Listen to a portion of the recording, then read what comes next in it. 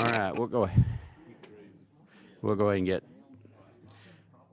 all right, we'll go ahead and get started. Appreciate everybody being here. Call the meeting to order. Appreciate all of you attending here in person and appreciate all those that are attending virtually. So first time the phone has ever rung in the whole time I've been in this, we're gonna hang up on them. Do you think it was? I don't know. Uh, Probably, we're getting ready to say a prayer, so we'll answer the phone after the prayer. It's good to see Senator Gooch here. I personally had forgotten what he looked like, so I appreciate him being here today and participating in this. And we're going to ask him to say a prayer for us before we get started. Majority Whip Gooch. Thank you, Mr. Chairman. It's good to be here. I have been taking care of the people's business while you weren't in North Georgia. I was up there taking care of things for us. So it's good to see everybody. Let's pray. Lord, we come to you today, Lord, humbled as Georgians and Americans, Lord. We appreciate the opportunity to serve in public office, God, and we know we live in the greatest country on earth, and Lord, we owe it all to you. And Lord, as we continue on these tumultuous times, Lord, we ask for your guidance and your blessings, Lord, on this nation and on our leaders, our presidents, and our governors, and all other leaders of our communities in our state. In God's name we pray. Amen. Okay. Thank you, Senator. All right, we're going to go ahead and get started. Unless Chairman Beach, any opening remarks, are you ready to get straight into the agenda? All right, first up, we have virtually, I believe, with us talking about Georgia heavy infrastructure conditions. Rocky Moretti is with us from TRIP. So we'll ask Abby, are we ready to go? All right. All right, Rocky, are you with us? Yes. Thank you, Mr. Chairman. My name is Rocky Moretti. I'm the Director of Policy and Research with an organization called TRIP. TRIP's a nonprofit organization based out of Washington, D.C. We're supported by a coalition of transportation organizations, including our partner in Georgia, the Georgia Transportation Alliance. And they look to us to put out the latest data and information on transportation conditions, the use of the system, how it impacts the economy.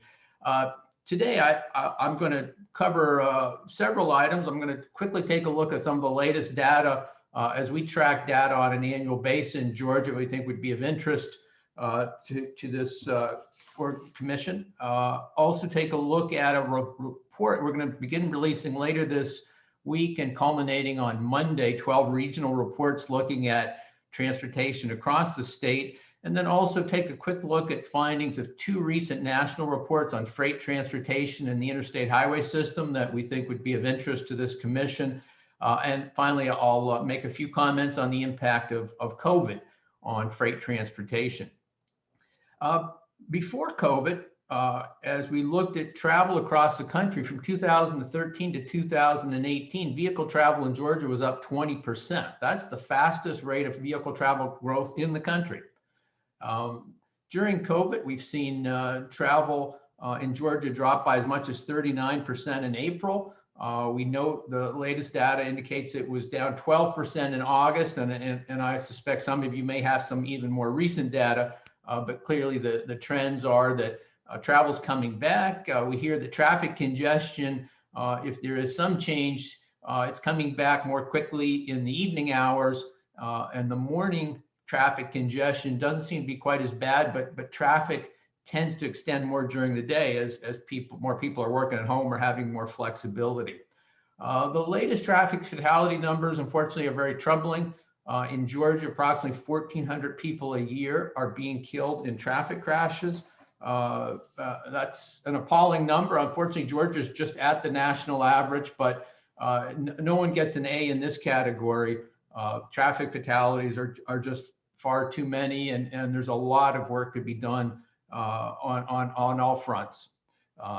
We take a look annually at what are the cost of these deficiencies. One number that we look at and gets picked up a lot is the cost of driving on rough roads. The Georgia Department of Transportation does a better job than most in maintaining the smoothness of their roads, but there are still plenty of rough roads in Georgia, and we estimate that cost is $3.3 billion a year to Georgia consumers.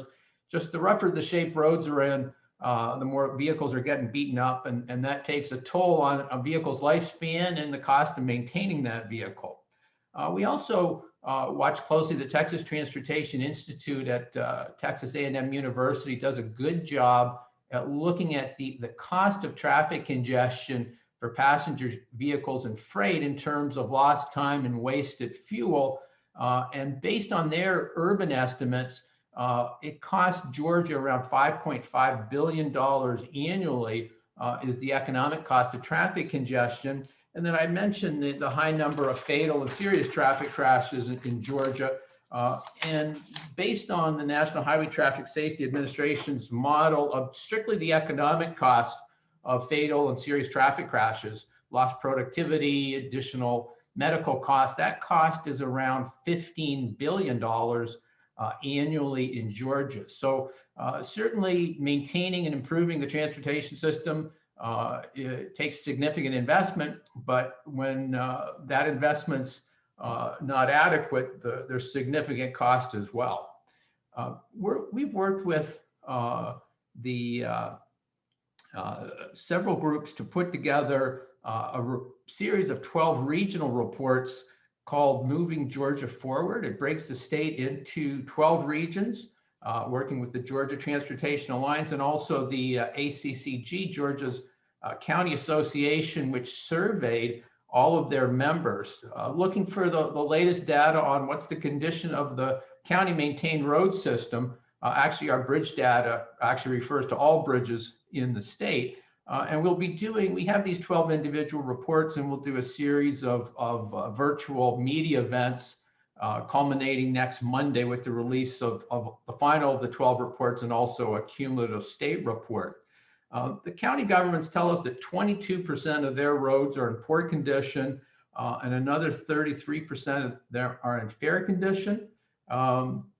Obviously, local governments and state governments are all facing significant fiscal challenges, but looking forward, and of course this data was before they saw what was coming with COVID, but they estimated that of all the miles that they needed to resurface in 2020, they could only afford to resurface 12% of those roadways. And of the major roadways that needed to be rebuilt or reconstructed, they could only address reconstruction on about 8%. And when we do pavement reports, this is critical because obviously in terms of life cycle costs, if you can address roads in fair condition and resurface them and extend their lifespan, that's obviously significantly cheaper than waiting to the need for reconstruction, which is 4 to 8 times more expensive. We worked with the Georgia Department of Transportation to also develop a list of bridges in the state that are deficient, looking at bridges that were structurally deficient, but also bridges that are posted or restricted to carrying only lighter weight vehicles or can handle a vehicle of 18 tons or greater, essentially restricting their ability to carry large commercial vehicles. And our report finds out that 10% of the state's bridges are deficient either because of structural deficiencies or the inability to carry large commercial vehicles. Obviously, that has significant impact on a state's economic supply chain and their ability to move goods. It impacts the reliability and the function of areas across the state, and that's why we did 12 regional reports so that we could drill down a little bit and take a look at what each of those regions looked like. We also asked the counties to estimate what they thought their budget should be for roads and bridges if they were going to have the resources necessary to systematically make significant improvements over the next several years. And they estimated currently their budget is about 52%. So basically, they're only spending about half of as much money as they need to spend. And certainly that is to improve the condition of the system, but it also has a significant impact on safety. We point out in the report that AAA Safety Foundation did a very impressive report in 2017 where they looked at the impact of simple, cost-effective roadway safety features, rumble strips, paved shoulders, added turn lanes when they were necessary, And they found that making those improvements would save around 3,200 lives a year. And so it gives you a little sense of the stakes here, that if you have the ability, and obviously this is beyond county governments, it's for the whole state, to make very cost-effective safety improvements, you have huge positive impacts in terms of keeping people safer. TRIP also did a report earlier this year on the interstate highway system. We thought it was an important year to look at the system, which is now 64 years old. And we kind of played off the fact that at 64, most of us are starting to deteriorate a little bit and looking ahead to maybe Medicare eligibility. But the interstate system at 64 is deteriorating, but it's actually, instead of reducing its workload is increasing rather dramatically. And on top of that, it doesn't have a long-term plan to look forward to in terms of making the improvements that are necessary. Retirement's not an option for the interstate system. The report found that about half of urban interstates across the country are significantly congested. In Georgia, that was actually slightly higher. 53% of the state's interstates, urban interstates, have significant congestion. And 49 out of the 50 top freight bottlenecks, as rated by the American trucking associations, are in the interstate systems, and 3 out of the top 10 freight bottlenecks in the country are in Atlanta, which is probably of no surprise to this commission. The Transportation Research Board, an organization, the National Academy of Sciences, was requested by Congress in 2015 to do a comprehensive report of where are we with the interstate system and where do we need to go? What's that going to take? And that report found that the nation's interstate highway system has a persistent and growing backlog of physical and operational deficiencies as a result of age, heavy use, and deferred reinvestment. And it's really as simple as that. It's the backbone of the nation's transportation system, certainly of Georgia's transportation system. But as it ages and the funding has not been adequate throughout that time, it's really coming to a crossroads. The TRB report also said that the time of just simple resurfacing of interstate segments really was starting to pass. And they pointed out that they were reaching a point of diminishing returns, that the simple repairs to roads and bridges in many cases are no longer going to be inadequate, with a system that in many cases is going to need major reconstruction. And they basically laid out a plan for the interstate system that would be reconstructing major portions of that system, would also be adding additional capacity along existing routes, adding some additional interstate mileage, and really making sure that the interstate system, which has been so vital to our economy and quality of life until now, really is in a position to support our economic and public, in terms of population growth in the future. And they took a look at the investment levels and estimate currently we're spending about $23 billion a year nationally on the interstate highway system, and estimated we need to be spending approximately $57 billion a year. Essentially more than doubling our current investment in the interstate highway system. And then last year, the Federal Highway Administration has a freight analysis framework that does a very good job of analyzing freight transportation across the country, and then also looking at changes in freight delivery and estimating what that's going to look like in the future. It found that in Georgia, every year, $843 billion of freight are shipped annually to sites in Georgia or out of sites in Georgia. 76% of that is by truck, and 14% are by multiple modes, which also include trucking as part of the mix. And they expect by 2045 in Georgia that freight volume is going to increase by 115% by value and 53% by weight. So a continued significant increase in the reliance on freight.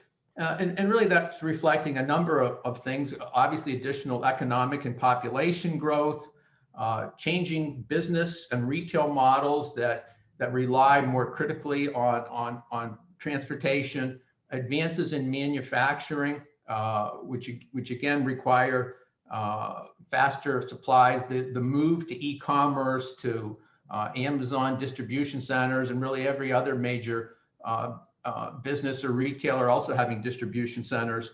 And so this was the reasons they were coming up for why we were seeing the significant increase in freight. But they said our ability to have a freight system that could support the nation's needs are being hindered by a lack of adequate capacity, a lack of adequate safety features, and a lack of adequate funding, and finally a shortage of drivers, which notwithstanding the potential of autonomous vehicles at some point in the future, is going to be a significant challenge. Finally, of course, this was all pre-COVID, and then of course COVID-19 hit, and we're still all addressing with it, and also trying to understand the long-term implications of it. I think that ultimately, I think what most of us are finding in transportation, and it's true probably in a number of areas, is that the pandemic is accelerating trends that were already occurring. It's just that the future is going to come at us a lot quicker than we had anticipated. In Georgia, vehicle travel was down 39% in April. It was down 12% in August. Those numbers have probably improved further since then. But when we look at freight transportation, it really had a different impact. The supply chain became absolutely vital. Some of the networks changed. The reliance on foreign goods coming in from ports obviously changed dramatically in terms of the ability to get those goods. And conversely, the lack of as much traffic actually increased the efficiency of truck speeds by about 25% during the height of the pandemic. Freight volume actually was not impacted as significantly as passenger vehicles. It was 17% nationally. It was down 17% in April, but by August of this year, freight travel was actually 3% higher than it was the previous August. And the October data has just come in, and freight travel was actually 10% greater than the previous October. So we're actually seeing greater increases in freight movement. Looking into the future, it seems likely that the nation's economic recovery is going to be much quicker than it was from the 2008 recession. Obviously, we're seeing accelerated changes or pace of e-commerce, potentially some population dispersal. All of these trends seem to have accelerated and likely are going to continue to drive this increase in freight transportation, and also the ability of freight companies and freight transportation to be efficient in this environment is really going to put pressure on them to be even more efficient in terms of their ability to reliably move goods, to use their digital resources to further raise the bar on speed in terms of moving goods. So that's the world we appear to be coming into. I'm going to conclude my comments at that point, and happy to take any questions if there are any from the commission. Thank you. Thank you. One of the things you said, and I didn't catch the date this would occur by, but you made a statement that there'd be a 53% increase by weight in freight in Georgia by a date certain. What was that date? That was 2045, and that's based on the Federal Highway Administration's freight analysis framework. Now, these are pre-COVID estimates. I suspect it'll probably be a while before that is truly calibrated in, but certainly even pre-COVID, those significant increases were anticipated.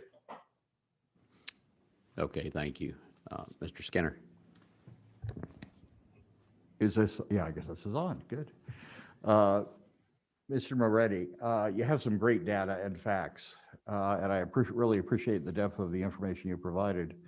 I'm just curious, is there anything you've seen that would provide a summary of recommendations that Georgia specifically needs to take based on all that data and based upon the assumptions that the data represents? Is there anything you've seen that summarizes that so that we can get a little more depth as to what we need to do? Well, as soon as this call's over, I'll certainly make all of these, resources available to the commission. I think that the report by the Transportation Research Board was greatly overlooked. It really laid out a framework, albeit it's a national framework, but it recognized really the need to rebuild the interstate highway system. It also got into how you're going to fund that. I didn't really have the time to get into the trend towards increased tolling, increased use of managed lanes.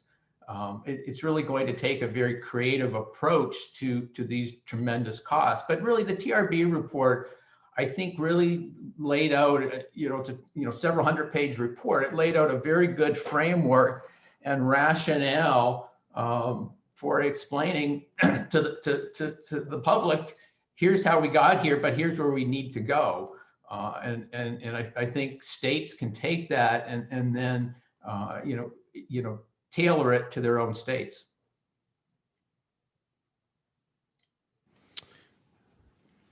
Mash your button, Commissioner, if you don't mind. These are all mixed up. All right, Commissioner McMurray. Thank you, Mr. Chair. And Rocky, I just want to commend you and Tripp for the thorough reports you do. We at the Georgia Department of Transportation always rely heavily on reviewing the data. And as you expressed today, you have many data sets that you pull from, which is, in our opinion, a very comprehensive report where not just one focus, you tend to aggregate that together. We look very forward to seeing the Tripp report of the 12 regions across Georgia, because each region does have different needs and different capabilities. So we look forward to that. I just want to commend you and Tripp for the great work you do. It's really a great resource that is done nationally and then at the state level. And it's something that we rely on and certainly use and look at. And I would note to the group, to the commission here, I had the pleasure to serve on a panel discussion with the TRB report that was really mandated by Congress to look at the future of the interstate system. And it is a good read. It is a lengthy report. It's very accessible though via the internet and can boil some things down. But I think that one of the things out of that work from TRB that was a little concerning to me was that everything they're talking about is really state of good repair. And as Rocky talked about, that the national investment level is less than half of what it needs to be just to maintain sort of in fair condition, not good or great or dealing with congestion and the things that we're talking about. So I would recommend everybody sort of Google that and take a look at it. May not want to read all a couple hundred pages, but there's some good summaries there to emphasize really there needs to be a national effort for the entire interstate system. And that was one of their recommendations, was to basically sort of reinvigorate the Eisenhower plan, as it were, to take care of our existing infrastructure that is eligible for Medicare. So thank you, Mr. Chair. Thank you, Rocky. And Commissioner, thanks for the professionalism of your staff, which is always very helpful when Tripp is doing Georgia reports. We certainly appreciate that. All right, thank you. Any other questions? I don't think we have any from online either. So with that, Tripp, thank you very much for being here. We'll look forward to Rocky, thank you for Tripp and the report, and we'll look forward to getting that information out to all the members electronically. And again, thanks for all you do. Thank you, Mr. Chairman. All right, next we're going to move into another virtual presentation. It's best practices in funding and transformative freight projects from around the United States. Mr. Lee with the American Association of State Highway and Transportation Officials. Mr. Lee. Good morning. My name is Jung Lee, and thank you so much for the opportunity to speak to the Commission this morning. I represent the American Association of State Highway and Transportation Officials, or AASHTO, and we represent all the state departments of transportation around the United States, including the Georgia Department of Transportation, and really commend Commissioner McMurray's leadership at the national level in his engagements at AASHTO, including our board of directors, and also the great Council on Highways and Streets that he chaired yesterday as part of our flagship annual meeting that's going on virtually this week as well. If you don't mind, what I'm going to do is I'm going to load my PowerPoint deck that I'd like to walk through with you to further kind of visualize my remarks.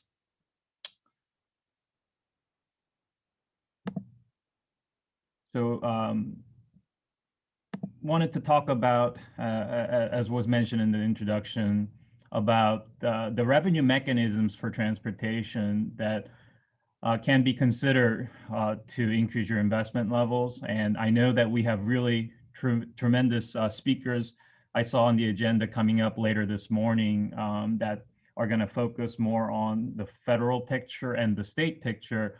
But I did want to lay out some, broad level overview of the challenges that we have been facing, and to kind of build on, the investment needs that I think Rocky, I'm sure, gave a terrific presentation preceding me from Trip. The fact remains that at the federal level, the Highway Trust Fund continues to experience a structural deficit in terms of its cash flow. You see this table where the bars represent the revenues coming into the Highway Trust Fund year in and year out. The blue bar is really the true revenues that are based on user fees that define the Highway Trust Fund having, the structure where it's not supposed to rely on general funds, but the line at the top shows the outlays or expenditures out of the Federal Highway Trust Fund. And obviously, that's nowhere near close to the receipts bars. And so you see in another color there, the one-time transfers from the general fund that has not been intended for something like this continuing to take place. There was a massive $70 billion general fund transfer to power the FAST Act, the 5-year FAST Act that just expired last month, and then has received a 1-year extension with another $13.6 billion from the general fund to make sure that it doesn't run out of money for fiscal year 2021. And in the meantime, the role of the motor fuel taxes, especially the gas tax, is quite critical in that the motor fuel taxes provide at the federal level about 90% of receipts into the Highway Trust Fund, and it continues to lose its purchasing power. At the federal level, it's 18.4 cents per gallon for gas and 24.4 cents per gallon for diesel, and those numbers haven't been changed in 27 years at this point. And it's not a sales tax. So as a per gallon flat excise tax, it's lost a tremendous amount of its purchasing power at this point. And when you compare to other everyday expenses or household expenses, ranging from kind of the big ticket items like college tuition and healthcare that we all know have really skyrocketed in the past couple of decades, or to something, just the everyday staple like bread. This is the one thing that has not changed in its nominal value all that time.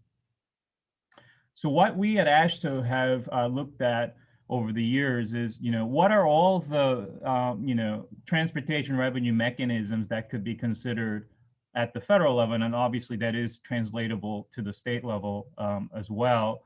And so we came up with a 38 item menu of options that we call this illustrative matrix.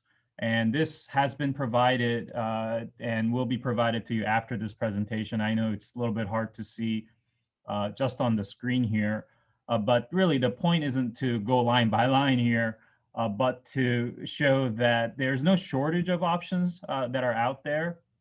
And it really comes down to what is the political acceptability of any of these mechanisms. Just to go back here real quick. So in the top section there shows all the existing Federal Highway Trust Fund mechanisms. As I mentioned, the motor fuel taxes, but there are also a number of truck-specific fees that bring in the remaining about 10% of revenues into the Highway Trust Fund. And then everything below are new mechanisms that would have to, again, pass the political muster, but also have to be arranged institutionally to be actually administered.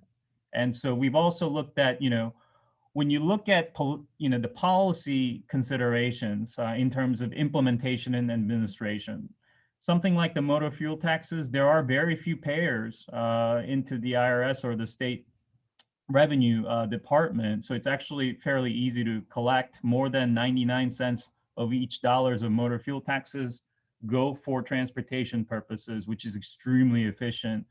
Pretty much everything else under the sun, it's going to cost more than that in terms of every dollar that it generates. It's going to be more than what the fuel tax takes in terms of its administrative takedown.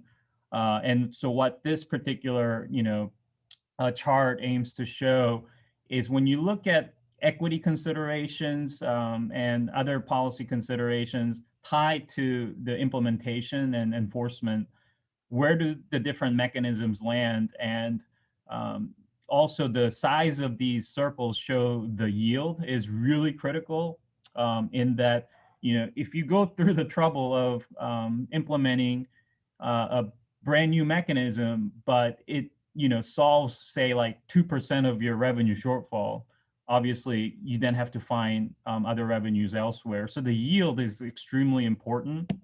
And what this chart aims to show is, again, at least at the federal level, even though we've got 38 different options, only some of them can really get close to addressing the Federal Highway Trust Fund annual cash shortfall as represented by the two dotted lines there. If you were to collect or implement a smattering of these smaller revenue items, again, it's not going to get the kinds of dollars you really need for expensive capital investments. So what AASHTO has done, and the board of directors, really considered out of this universe, and there are even more than this in terms of possible transportation revenue options, what makes most sense at the federal level, and landed at increasing the motor fuel tax and indexing it. They also looked at the idea of a per barrel oil tax, which is collected even a little bit further upstream from the motor fuel taxes. Looked at a freight-based user fee, obviously pertinent interest to this group in terms of, given the significant role that our highway system and our transportation system plays in moving freight, is there something that could be more directly tied to the freight user base? And then in the longer term, looking at some sort of a road usage charge or vehicle miles traveled fee, where it's not by the gallon of fuel consumed, but the mile, each mile that's driven on the public roadways. States have also been very, practical in terms of how they realize transportation revenues. So to kind of shift a little bit from the federal context, this is really the list of all the different types of revenue sources. Georgia certainly uses many of the items that are listed here, ranging from, again, the different permutations of fuel taxes, but also vehicle registration and licensing fees and toll revenues for states that have toll facilities. And then, of course, general funds that obviously are derived from a number of different sources. And Georgia is kind of in the middle of the pack when you look at the gas tax itself in terms of when you combine both the federal and the state and any other excise or otherwise levies that are included when one purchases a gallon of gas. And on the diesel side of things, Georgia is pretty much close to US average there, that I thought I wanted to highlight for the group. Another revenue measure, again, a user fee that's been gaining more traction or look from around the country, are the EV fees, because obviously they do not pay motor fuel taxes. So is there a way to capture their use of the road and accordingly their contributions to the state transportation funds? And the amounts and the structure really still vary quite a bit, as it does for the fuel taxes as well. And obviously, unlike the fuel tax that every single state in the country has, this is something that is gaining traction, but only about half of the countries at this point have some sort of a formal measure.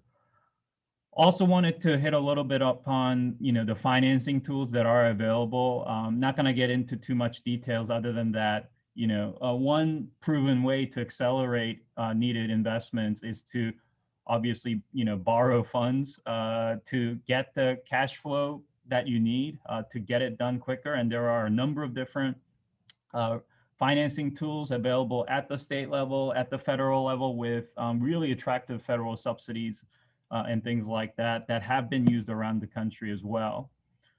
I do also want to touch upon the impact of COVID-19 on transportation systems around the country. This is something that has really been front and center for state DOTs since March and April. Like everyone else in the country or any other industrial sector, states have run into challenges in terms of delivering their capital and construction programs. Operations are really being affected, especially in the northern states coming up this winter, being able to adequately maintain the safety of their system. And that's also related to the third bullet there about making sure that the state of good repair actions are taken, that the preservation measures are able to continue. And then even administrative aspects. This is something where many states, DOTs, have been seeing gradual reductions in their workforce as the peak interstate years, get further and further in the rearview mirror. But the kinds of hiring freezes and even furloughs that state DOTs have experienced, obviously they did not see that coming, and that's due to COVID-19. And so state DOTs, as represented by AASHTO, we do have a $37 billion ask before Congress that we're continuing to make the case for to be included in the next COVID relief legislation, because it's really all about preventing cancellations and delays of existing planned and programmed projects, and obviously the job losses that could happen at state DOT itself and the contractors represented in the private partners in the community as well. And we continue to emphasize that this COVID relief package aid that we're looking for state DOTs is intended to keep the baseline of current investments from bottoming out. It's not necessarily meant to go above and beyond, and that we really do feel this is needed before the next multi-year reauthorization bill, that we do have a one-year grace period right now with the FAST Act extension.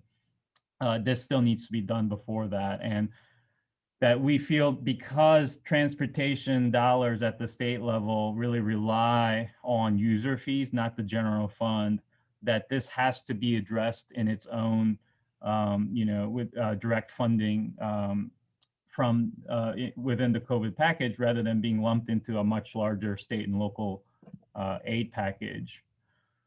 Also wanted to talk about some really exciting things that are still happening despite all the challenges that we've seen from COVID. And that is, one of them is not too far from here in Washington, D.C. The Hampton Roads area has been growing in Virginia for quite a bit, and it's a huge freight hub. There's the Port of Virginia, a lot of military installations there as well. And they have been able to recently embark on a major set of improvements along Interstate 64, connecting the peninsula in the top part of the map there with the rest of the Hampton Roads community, including Norfolk as the center. And a big ticket item that they've been really wrestling for many, many years has been the Hampton Roads Bridge Tunnel, which is 2 sets of 2-lane tunnels, and they wanted to add more tunnels, not rely on tolls. These have been actually non-toll facilities for some time. And so they were able to, come up with a package that relies on various state, federal, and local sources, some pay-as-you-go commitments in the future as well, in terms of the public taxpayer contributions, and also using the financing mechanisms that I mentioned. TIFIA loans, especially very, very attractive right now. For rural areas, it's 0.5% of the treasury rate, which is unheard of. and then combining that with capital market support by issuing debt as well. This is something that they just broke the grounds, I think, in the last couple of weeks on the Hampton Roads Bridge Tunnel project. To switch the coasts a little bit here, another exciting project that is underway is the Port of Long Beach and the Gerald Desmond Bridge replacement. This is an area that really serves as the main focal point in the western part of the United States. There were some substantial investments many decades ago at this point in terms of really eliminating rail bottlenecks that connected to the Port of Los Angeles and Long Beach by creating the Alameda Corridor.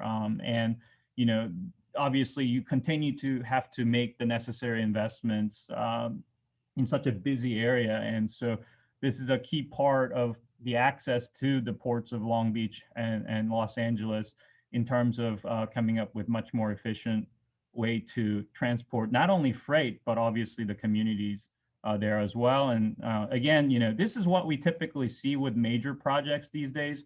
You can't just do it through cash flow basis. That hasn't been the case for some time at this point. You do have to really find the right mix of tax revenues, whether again, it's general fund support, some sort of user fee from state and federal level, but combining it with financing tools. Again, TIFIA played a key role here in providing a substantial amount of subsidized loans. And then also contribution itself from the ports that are the main beneficiaries of it. So, you know, I think this just goes to show that there are so many different ways to go about finding the necessary revenue solutions. And I would say that what the best practice is whatever really works best for your state or your community. There is no hard and fast set rules because, again, the universe is quite broad. It's really what the community or locality or state can rally around. So at this time, I'd be happy to take any questions that you might have. Thank you. One of the things you mentioned is as ideas for revenue was freight-based user fees. Have you saw examples of that, or do you have ideas what that would actually look like? We don't have it at the national level, but this is something that could be levied, you know, based on the, you know, weight of goods carried, the value of goods carried, the miles of goods carried. You can do different combinations of all those three factors. And again, this is intended to really tie specifically the, you know, use of the highway system that might be, you know, more targeted in terms of the user base.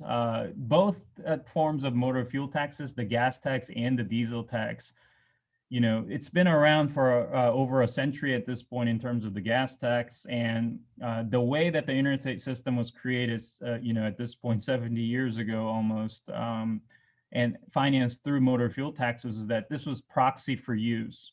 There wasn't a good way to track use of the system by mile, and most of the vehicles had similar fuel efficiency ratings at the time. So the gas tax made a lot of sense, and similar for diesel as well. But we do have the tools and the mechanisms to be able to more accurately track the use of the system. And the freight fees alongside the vehicle miles travel fee or the road user charge that I mentioned can certainly fall in that vein. Do you know of any state that has done that with freight-based user fees that's currently using that? I can't think of on top of my head at this point, but it's something that, you know, we would be happy to double check on and get back to you. All right, thank you. Any other questions? Anything from online? All right, Mr. Lee. Will you mash your button just because I'll. Senator Gooch. So I don't see anybody in the trucking industry here, but would they support such a fee on freight? We actually have some representatives from trucking industry on the commission, and they may Okay. be on virtually today, but if does anyone that's online from the trucking industry have any comments? I don't see any, but that'd be a question we can ask. We do have, we have the president of UPS as a member of our commission. We also have someone that represents the freight industry on our commission, so we can Right. talk with them. Good, thank you. Thank you. All right, anything else? All right, thank you, Mr. Lee, very much for your presentation, and we'll get that presentation out to all of our members. Thank you so much. All right, next up, we have another virtual presentation on federal funding and policy update from Ed with U.S. Chamber. This time, we'll turn it over to him. Great, and good morning, everyone. Sorry I can't be there with you in person. I was actually in Georgia a few weeks ago. My mom lives in Decatur, and I have a brother in Lake Oconee. So Georgia is a part of my heart, and hope you all are doing well and staying safe. I wanted to kind of go through a little bit where the U.S. Chamber has been talking about infrastructure and the importance of our national freight network for several years, kind of talk about where things are currently at the federal level, some opportunities that we have. I want to start, though, by saying you all are very lucky in the state of Georgia. You have a great chamber with Chris Clark, who has been a huge advocate. And as I do these issues around the country, the business community's involvement early in talking about investing in transportation and freight is really critical to success. And so I think you have a great chamber, Seth Milliken with the Alliance, and also Commissioner McMurray, John talked about his leadership at AASHTO. He is a national leader on these issues. And so you all are very blessed with a lot of support that unfortunately not every state has. So you should appreciate that you do have it, and that you all have been willing to come together to make investments. And so what our focus at the U.S. Chamber has been is to see if we can get our federal leaders to do a lot of what you guys have already done, which is laying the blueprint for modernizing an infrastructure that, and I think Rocky Moretti of TRIP talked about this earlier, our interstate system is 64 years old. It was built in a very different era. Our economy was a brick and mortar economy. We've now moved to an e-commerce environment. And we also know that, and I think your state is really kind of the epitome of it. We have some urban areas and rural areas, and they both need to have infrastructure addressed. Freight is critical for the success of rural America, and making sure that we have those connections to our urban centers are really going to be critical if we're going to be economically successful in the 21st century. And so I'm going to put up a little slideshow, and hopefully I can figure out the technology. So bear with me for a second.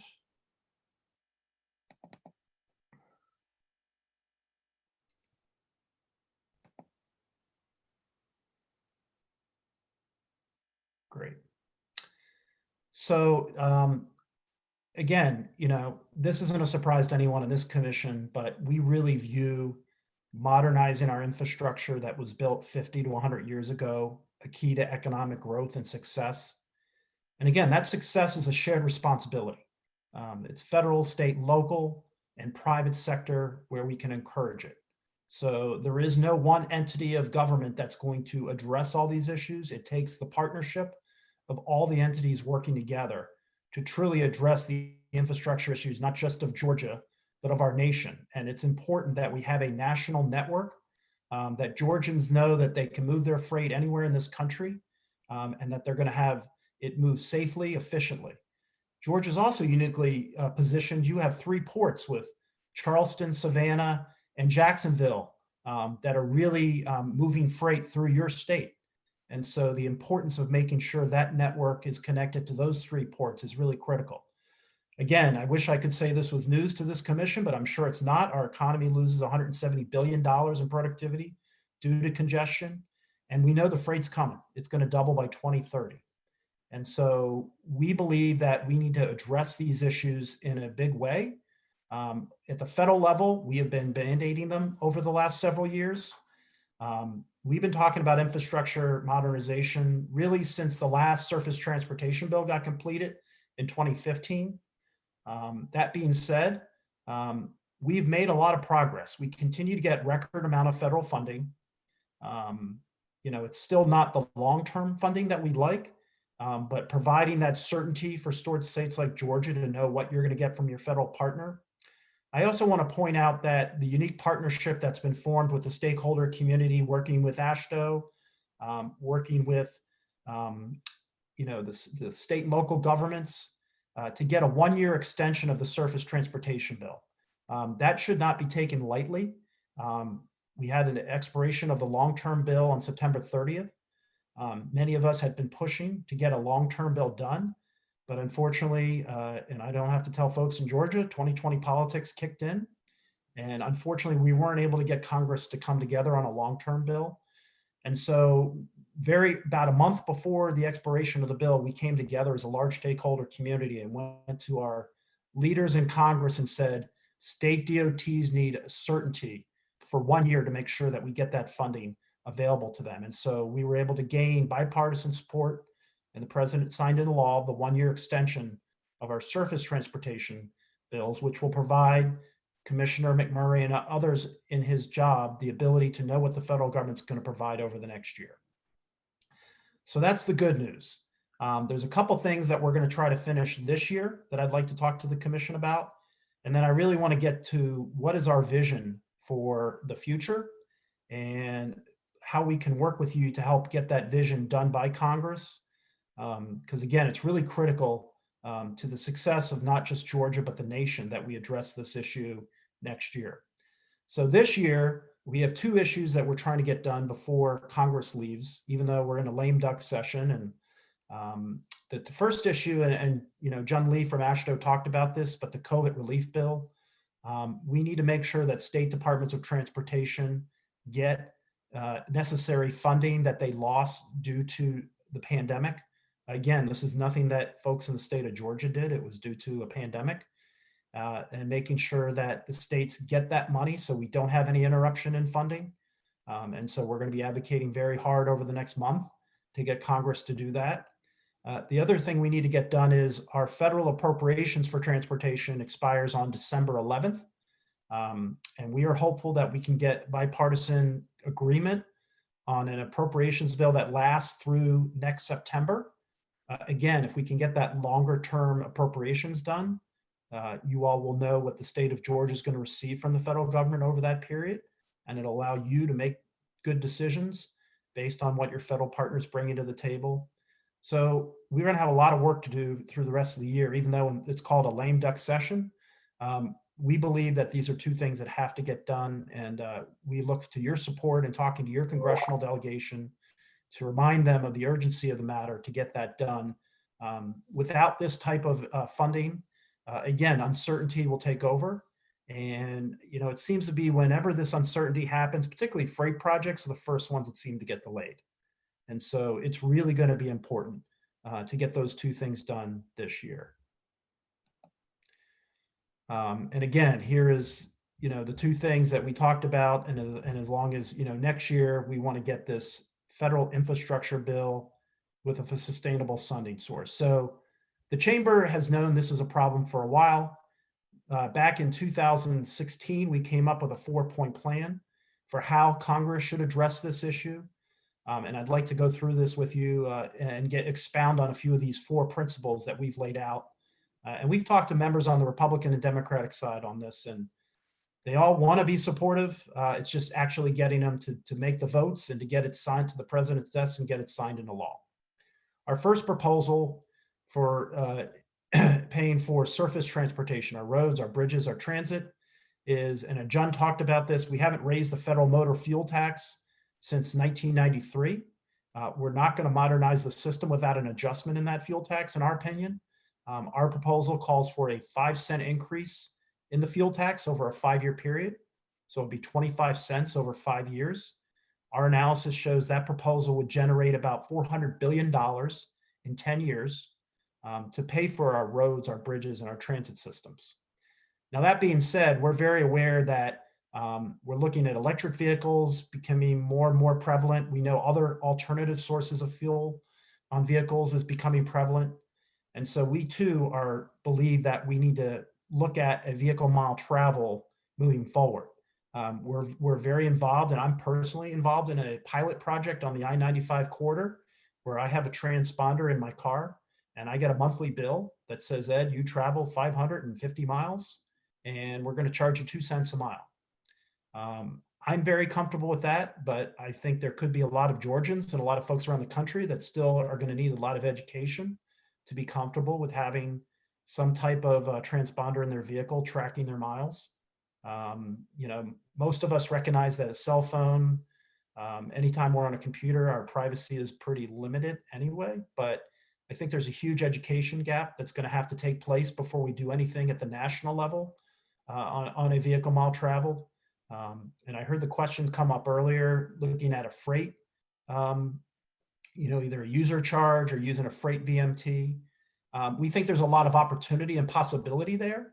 I would just caution the commission that we can't just single out freight for paying for our infrastructure. It's got to be a shared responsibility with both our trucking industry and our passenger industry. So, you know, any adjustments and any changes in the mechanisms, you know, obviously trucks are going to pay more because they are heavier, they use the system more, but to just single out trucking to pay for a VMT, we caution the commission. That idea was floated in the Congress as they were looking for a long-term surface transportation bill, and it was kind of rejected in a bipartisan basis. So again, I think bringing all the stakeholders like this commission is trying to do to come up with possible solutions has got to be part of that discussion. But let's not target any particular industry that uses our network. We think that everyone, it's a user-based system and folks should pay. And just to give you an example of why it's important it's a user system is because right now, because we haven't adjusted that fuel tax, actually about almost 1/3 of all federal highway funding is paid for out of our general fund. And that's not going to be sustainable in the long term. Just like you all as elected leaders in Georgia have adjusted your fuel tax, we believe we need to get that done at the national level. So our second proposal is talking about expanding financing options like public-private partnerships for local communities. And I heard this question come up a little earlier. I think our view at the U.S. Chamber is we'd like to offer the largest toolkit of funding and financing options and allow local project sponsors the opportunity to decide which ones make sense for their projects. We think public-private partnerships and encouraging private investment has a lot of opportunity all over the country. That being said, it is not a replacement for core federal investment. And so it's a tool that needs to be in the toolkit. But again, it's not going to solve all of our problems.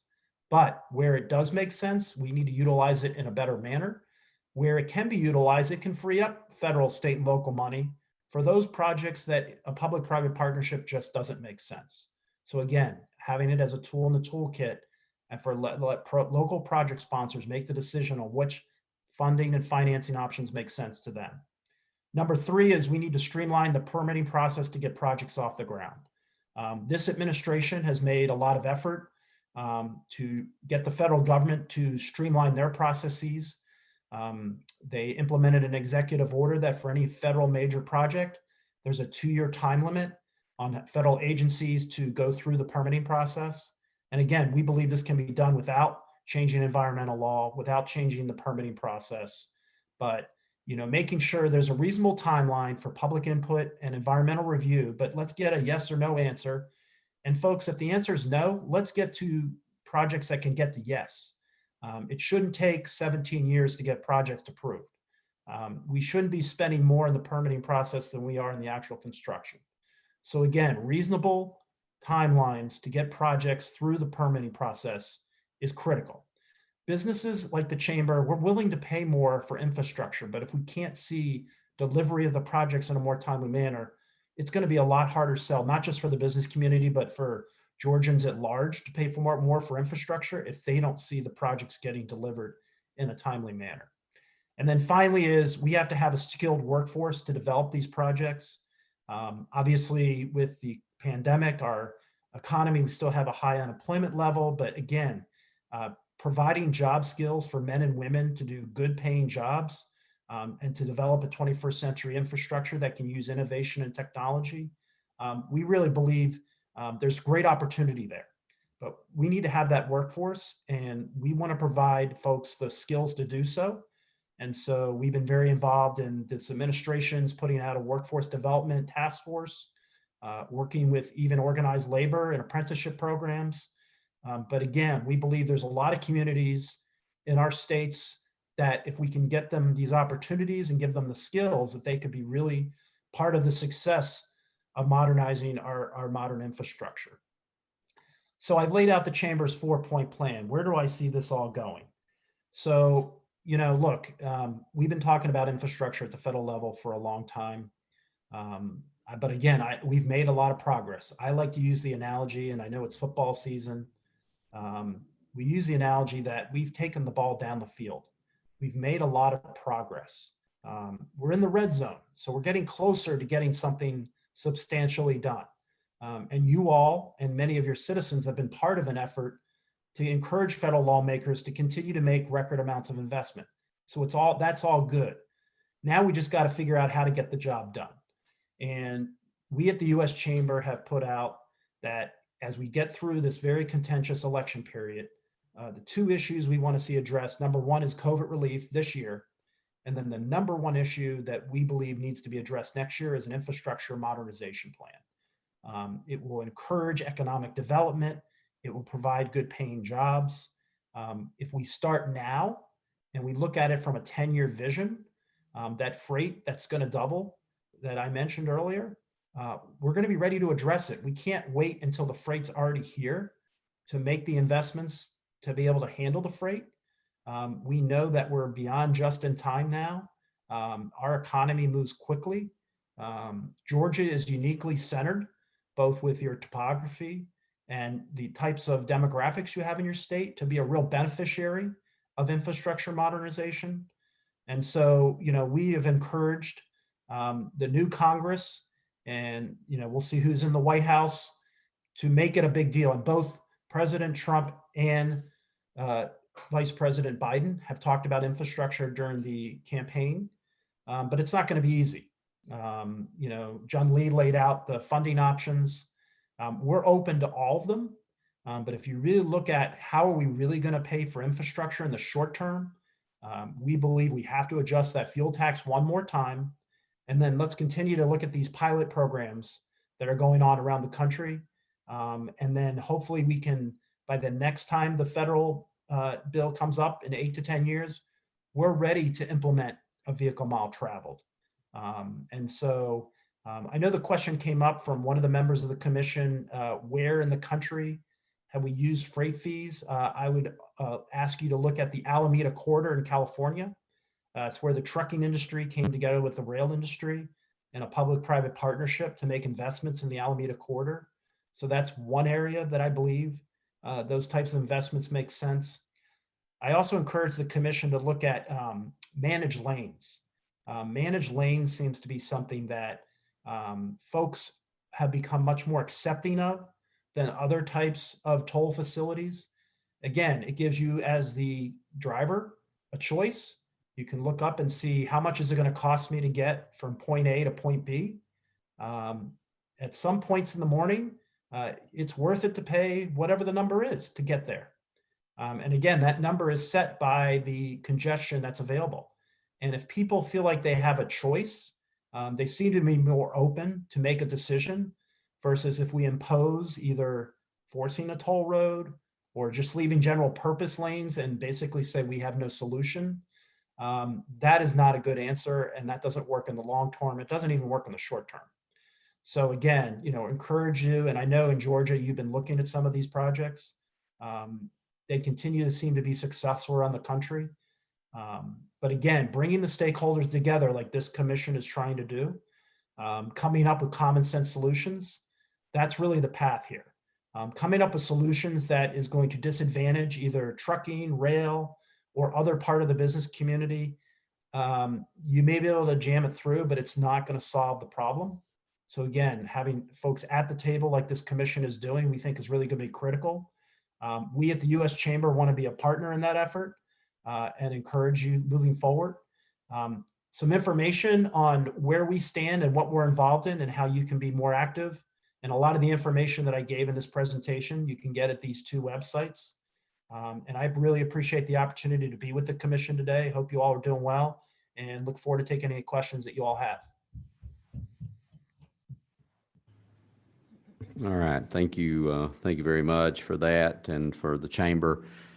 staying on top of what's happening at the federal level. We know that's one of the GDOT and Commissioner McMurray's biggest challenge is knowing from year to year and month to month sometimes what the reimbursement's going to be from the Fed. So getting something long-term is going to be extremely important for the long-term stability of our transportation projects here in the state. Do we have any, Chairman? Yeah, Ed, thank you for that, and thank you for what the chamber does on infrastructure. You mentioned the motor fuel tax going up, I think 5 cents for over a 5-year period to 25 cents. Has there been any talk about putting that money in a bucket that is just for capital construction, not repaving or maintenance or studies, but that I think it would be easier to sell to the public, and I think it'd be easier for a congressman or a senator to vote on if they knew that money was going to build new capacity and new construction and capital construction. Has there been any talk about kind of putting that money in a dedicated bucket for new roads and bridges and new infrastructure? That is a great question. And I think it really comes to the point of what are we trying to accomplish, right? Dwight Eisenhower had a vision. We at the U.S. Chamber believe there needs to be that next vision. And if you have a vision, people would be willing to bucket it, I think, to implement that vision. We're trying to provide that vision. But again, we need to get our elected officials there. I can't say we're there yet at the federal level. The challenge, and I'm sure Commissioner McMurray can tell you, is we do have to maintain these assets. At the same time, we need to realize that we know autonomous vehicles are coming online. We may not be able to build new capacity in certain parts of our country. So how do we bring innovation and technology to make the existing network operate more efficiently? So the short answer is we're not there yet, but it's a very good point. It's got to be part of the conversation. Perhaps we can take some of that and move it to new infrastructure, but it's going to be a part of the federal debate. There are some that really believe we shouldn't build anything new, and all we should do is fix what we have. We at the U.S. Chamber are concerned about that type of talk. So we have to figure out what's that balance between making sure our existing assets are in a good condition and operating safely, but at the same time, making sure we're making the new capacity investments where it makes sense. So good question. I wish I had a better answer, but it's certainly going to be part of this discussion at the federal level as we talk about what does an infrastructure bill mean. I would say this, I believe when Eisenhower had his vision and built the interstate system, he built it projected on a population of 200 million, and we're at 350 to 360 million. So I would say that it's imperative that we not only maintain what we have, but we've got to look at building new interstate systems and new construction, new projects, whether it's, and I don't know where that's at, that's for Russell and those guys to figure out, but we need new capacity besides the current capacity we have, in my opinion. On that. All right. Any other questions, comments? Nothing from our online audience. All right. Thank you again for that presentation. Absolutely. Good seeing everybody. All right. Next up, another virtual presentation on the political and policy trends and state funding efforts. Allison Black with the American Road and Transportation Builders Association. So, Ms. Black. Hi, hello, everybody. Pleasure to be with you virtually. Sorry we can't be down there in person, but appreciate the opportunity to talk a little bit about some of the research and work that we've been doing on transportation funding trends, both at the state and federal level and local level. So I'm going to share my screen. Let's see here. Should be good at doing this by now. Let's see. Great. So hopefully you all can see my screen. And so I just wanted to start off with just talking a little bit about what we're seeing right now in the transportation construction market. I think we are in a much better position than we could have been. We've seen a lot of states, including Georgia, raise revenues over the last few years, and that has really helped what has been a very unique and challenging economic environment, not only for the country in broad terms with our general economy, but especially for transportation construction. This recession has really impacted our industry in a way that we have not seen before. And, you know, the first phase of this pandemic was really for our industry. There were a lot of unknowns and questions about would we be able to operate efficiently. We saw shutdowns in Pennsylvania and Washington State and parts of Northern California. So there were a few weeks where there were really a lot of questions on if our industry could continue to operate safely and continue to deliver projects while keeping our workers and the traveling public safe. The second phase has really been the issue of revenues. Pretty much every state has seen some sort of downturn in their transportation related revenues compared to where they expected to be, given the forecasts that were made before the pandemic hit.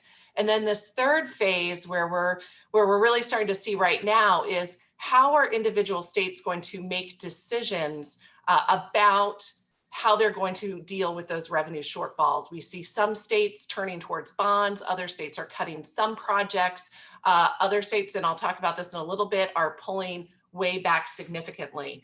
But we do have a couple of months of data. So after that uncertainty in the beginning of the year, at least through September, we have seen the value of ongoing highway work has been very strong and has actually reached record levels. So despite the pandemic, when state and local governments said they were continuing to put projects out there and work was ongoing, we can certainly see that that was the case. We've seen a little bit more of a downturn in the bridge market, but that was not unexpected given some of the changing dynamics in the bridge market. But at least for highways, work has continued through the summer and early fall.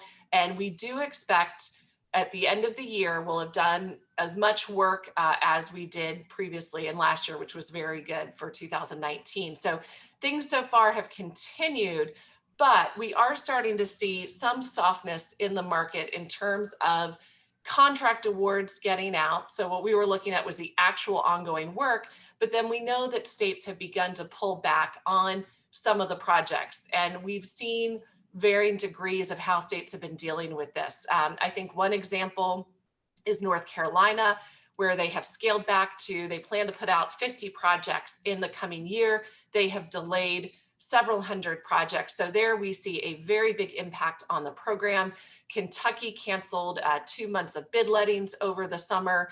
We've had a few states, Georgia included, where they're looking at their budget next year and they're going to put off a handful of projects. Maryland is another state where we're seeing even deeper cuts in terms of their capital plans for the next year. We're actually in the process of really trying to quantify this state by looking at budgets.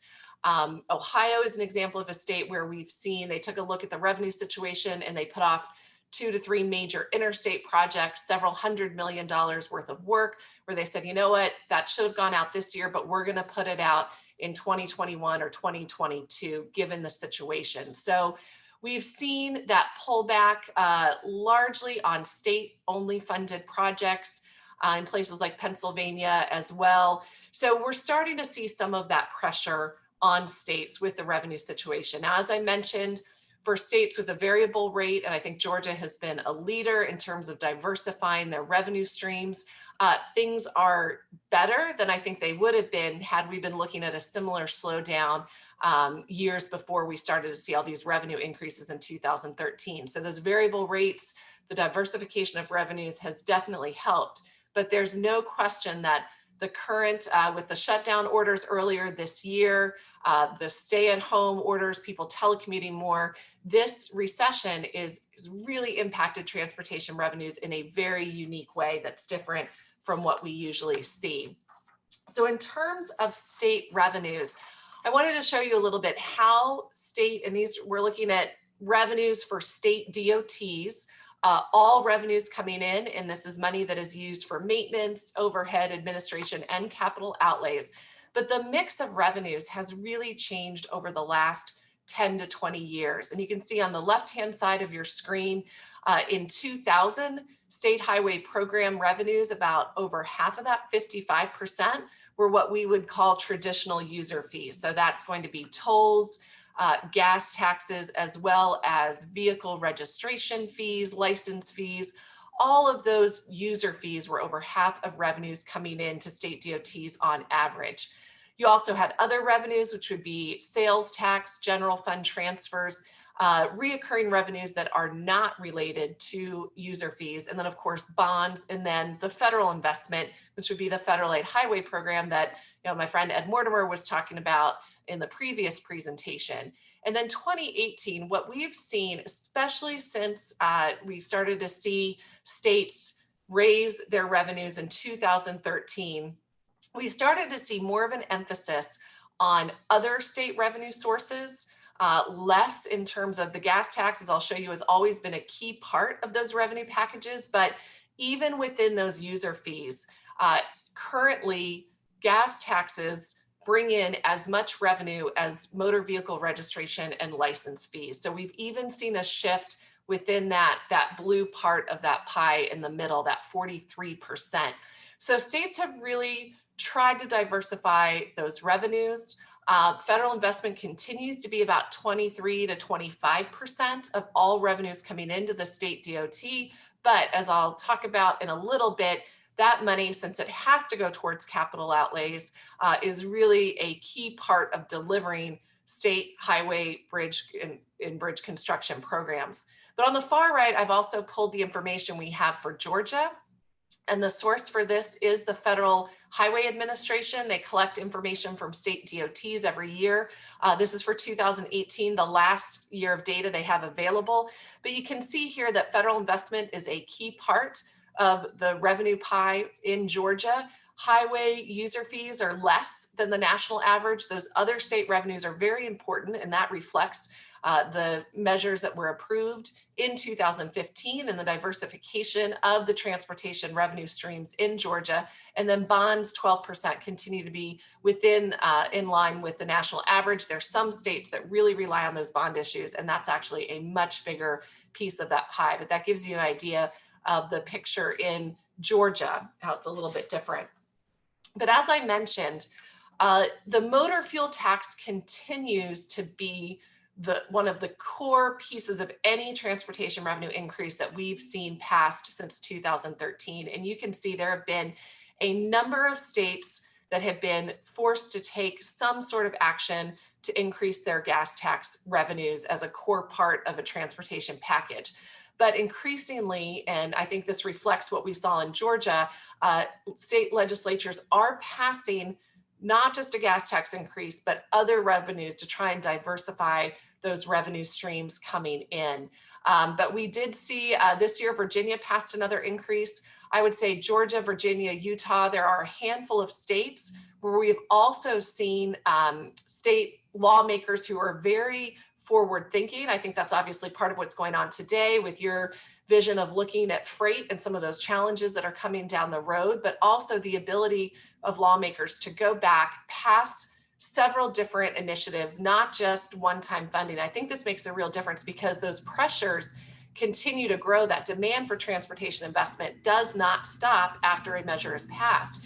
And if your bill, if the measure is not crafted in a way that keeps pace with that increasing demand, then there are significant challenges. And we've seen that in Tennessee, where a measure was passed, but it did not include a variable rate component. That was something that they could not get through the state legislature. And that 6-cent gas tax increase in Tennessee now has been pretty much eroded by increases in inflation and project costs. So I think this is one reason we see, and the map in front of you now, we've got 22 states now that have passed some sort of variable rate to their gas tax. And as you all know, that means that the gas tax will increase according to some outside measure automatically. There does not have to be legislative approval to approve that increase. And this has really been key during the current economic situation, that states, at least in some cases,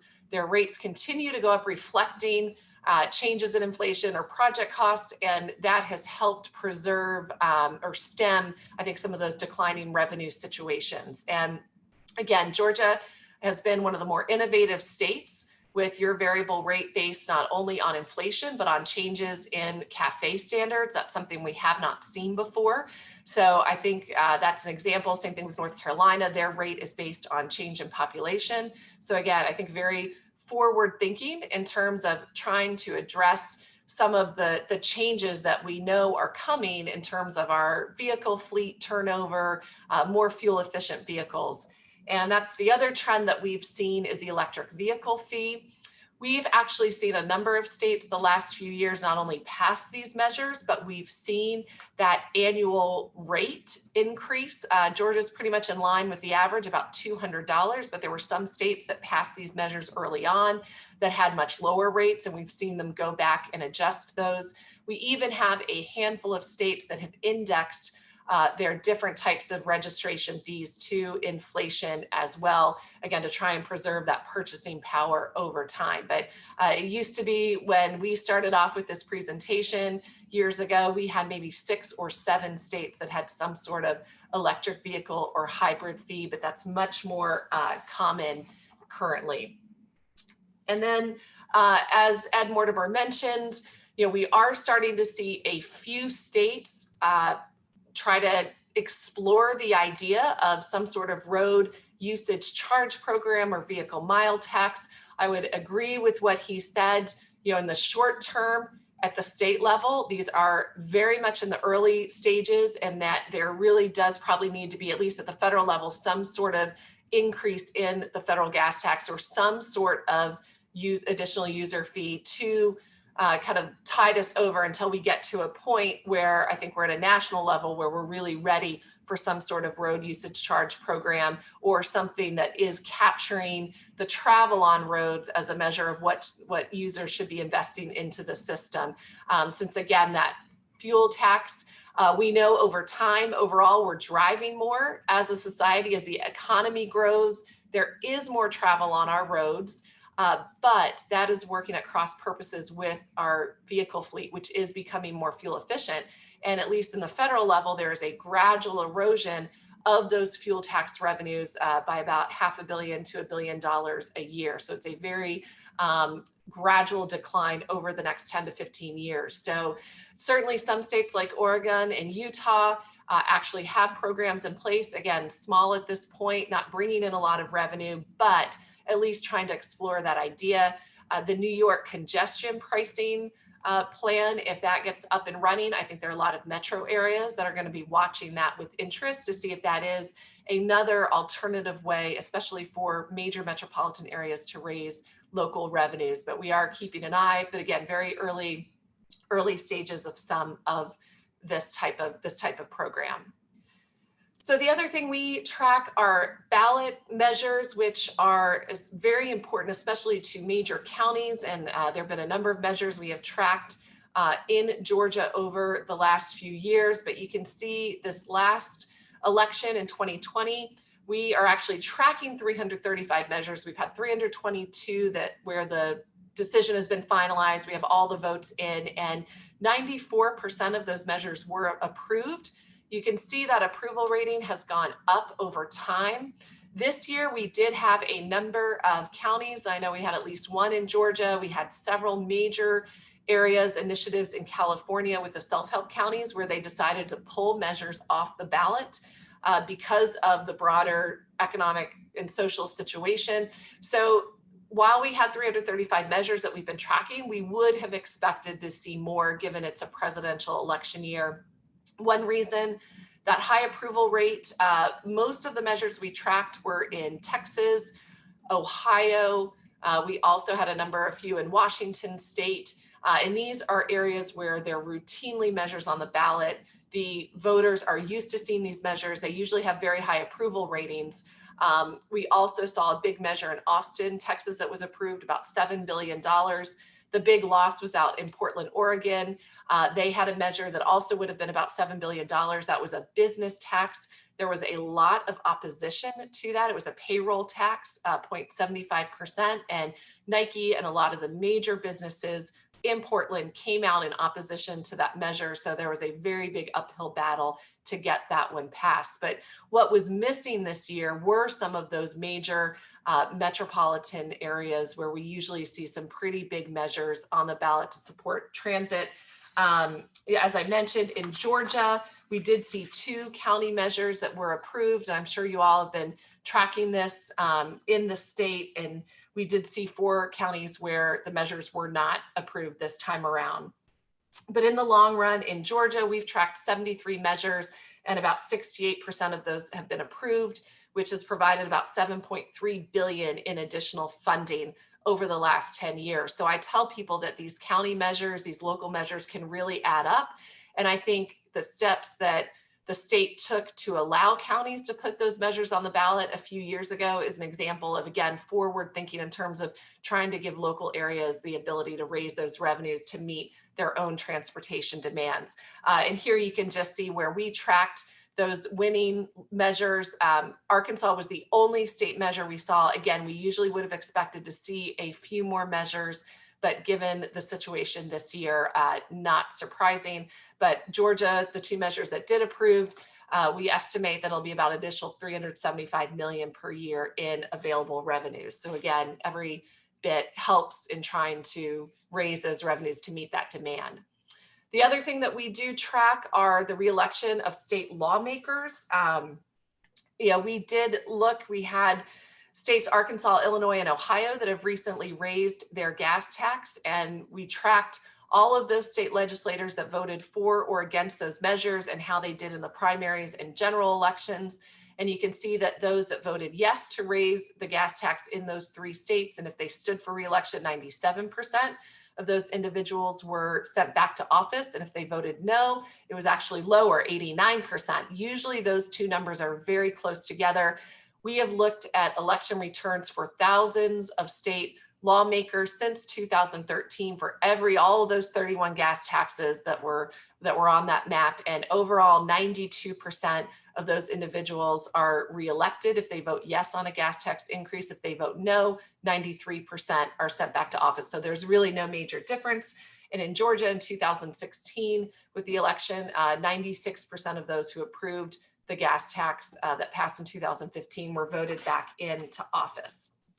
So I know Ed, in his last presentation with the chamber, talked about federal revenues, and I just want to underscore that a little bit with how important that federal piece really is going to be in the next year. And you'll remember from that earlier pie graph of total state DOT revenues, about a quarter of all revenues coming into state DOTs are federal aid reimbursements from the federal aid highway program. So that's money that, when a state is working on a project, they submit that request to FHWA, to the Treasury Department for reimbursement. That money is flowing back to the state. And when we look at, because we know most of that money has to go towards capital outlays, we can look at some data from the Federal Highway Administration on the amount of money that the federal aid program is providing in those reimbursements to a state, and then how much the state is actually spending on capital outlays. And this is where we can see how important that federal piece is to delivering those major capital projects. And that's going to include the major construction work we've been talking about, as well as planning and design work and right-of-way, and some additional programs that are considered capital outlays that can be eligible. And I'll show you this mix for Georgia in a minute. But you can see when it comes to actual major capital investments, that federal program is still a very important part of the funding piece in Georgia. And the national average is really, federal investment is driving about half of all major construction capital outlay work by state DOTs. And this is a 10-year average. And we do see this number change as state revenues increase, but the national average has been very stable. And you can see here, Georgia is one of 14 states that receive over $1 billion a year in federal obligations. We have seen some additional money provided through the appropriations process.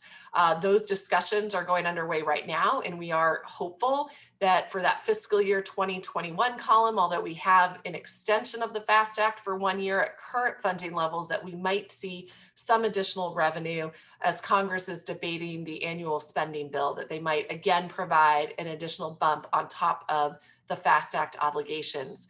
And something we've really been trying to do at ARPA, and I think this really dovetails well with the earlier question to Ed about the vision for the federal aid highway program and how this money is being spent, is when we look at these obligation numbers, it's hard to make that connection between those annual numbers and what that actually means for people in their daily lives. So one project that we've worked on this year is we have an interactive dashboard on our website. I would encourage you all to go and take a look, where through a Freedom of Information Act, we have actually received a huge data file of every federal aid project going back to 1950. So we have a large amount of information on how states are choosing to spend their federal dollars. And here's a snapshot from the landing page of that report that highlights fiscal year 2018.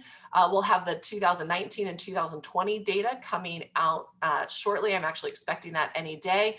But this really allows the public, lawmakers, individuals to go in and see how that federal investment is being leveraged by states to really deliver some key projects. And just as an example, a few of the projects that moved forward, that received the FHWA's approval to move forward in 2018 in Georgia, I-16 in Chatham County, some reconstruction work there, the I-75 in Cobb County, a project on that road received approval. And then there was also, Georgia has leveraged some of those federal dollars for some traffic signal optimization programs and some ITS operational programs. So that's that other category that you see.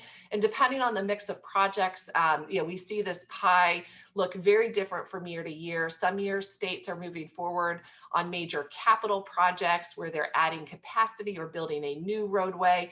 But you can see there's quite a mix. And again, that idea of fix it first, when you look at average spending, federal dollars really largely are being leveraged for major reconstruction and repair.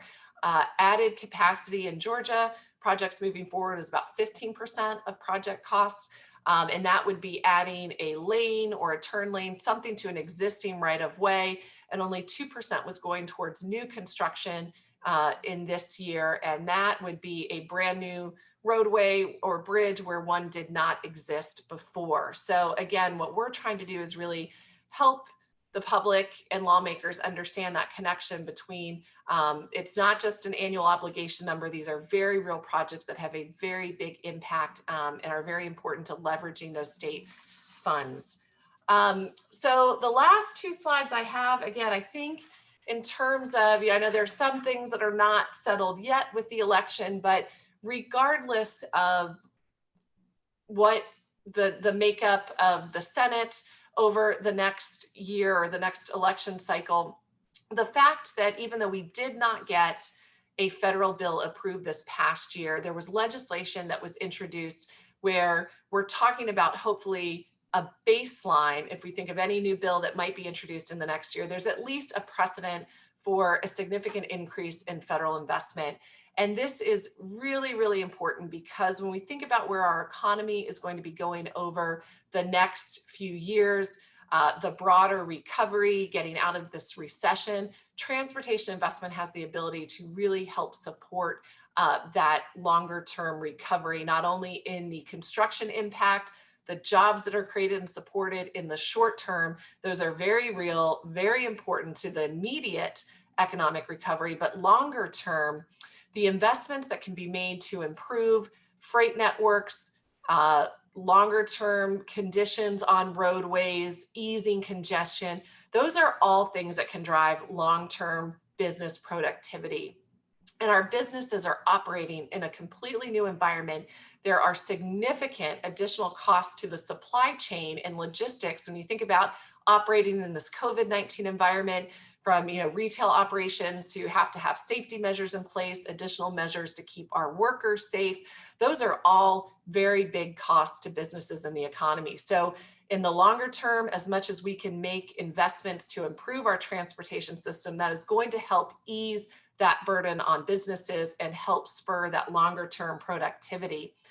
And in the long run, what we have seen is usually if our industry has a recession, that's 1 year, we can weather that fairly well. State budgets can kind of get through that. But when we have as big a revenue impact as we've had in the current situation, like we had in 2008, the transportation construction industry, it can take 5 to 10 years to recover to those pre-recession spending levels. So that's where the decisions that states are making right now about whether to pursue additional revenue increases and where on the federal side, what's going to happen is very key, because certainly if we get some sort of long-term federal, a robust increase, that will help offset where we do think there are going to be states over the next few years who, because of those revenue pressures, are going to have to be, or are going to make the decisions to pull back on their capital program. So hopefully that will help offset that a little bit, but I'm happy to try and answer any questions if there's any additional time, and appreciate again the opportunity to speak with you all today. All right, thank you, Allison. Do we have any comments or questions? All right, well, thank you again, Allison, for taking time, and we'll get that information out to everyone. Thank you. Sure, thank you. All right, next up, actually here in person, we have Chester Cook with the Georgia Department of Revenue, and we'll let Chelsea get you set up and move right along. After this presentation, we'll take about a 10 or 15-minute break, and members of the commission, there'll be lunch here provided. We'll do a working lunch and move right along, but it should be here at the end of this presentation.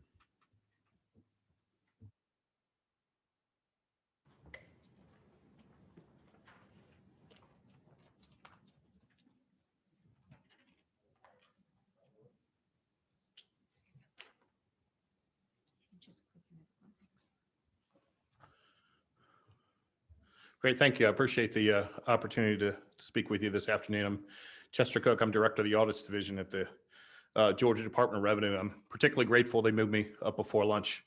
Hearing about taxes after lunch is probably a better option here before lunch, I generally find. So they asked me to talk about IFTA, and some of that may sound like, what does that mean, and what is it? It's the International Fuel Tax Agreement. So the big picture is that you have trucks moving all around the country from different jurisdictions, and they're running through Georgia. They may not buy their fuel in Georgia. So what this agreement does, allows a fuel collection to occur across many jurisdictions. That includes the 48 contiguous states in the United States, and it actually also includes 10 provinces in Canada that also participate. So it allows sort of a true-up, if you will, of fuel taxes used in all the different jurisdictions, so that everybody get sort of what's owed to them. And of course, one of the benefits, it's uniform administration. So the rules that apply to Georgia apply to Alabama, apply to Nova Scotia in Canada, California, New York, wherever. So it's an agreement that sort of all the states are a part of. Georgia joined, I believe, in around 1995 or 96. All the states in the United States were highly motivated to join, as the federal government mandated it to continue to receive funds. So that was a pretty large incentive for states to join. But it's actually a pretty efficient agreement. So the way it works is really fairly simple. It basically takes a fleet of vehicles, so if you have 10 or 100, and says, well, where did I run for the past 3 months? We receive quarterly returns, and on those returns, it reports everywhere they've run, all the jurisdictions they run in. It also reports all the fuel they purchased, and they report that by jurisdiction, which makes it very easy to figure out where someone drove, where they bought fuel, and where they didn't buy fuel. And based upon using their overall miles per gallon, we can figure out exactly how many gallons they burn in each jurisdiction. So the easiest example is if we have a Florida carrier coming to Georgia and they happen to load up on fuel in Florida before they come to Georgia, the return is going to true that up. So what will really happen is they'll get credit for the gallons they purchased in Florida and then determine how much they owe to Georgia. And then when they file their quarterly return, we get that money.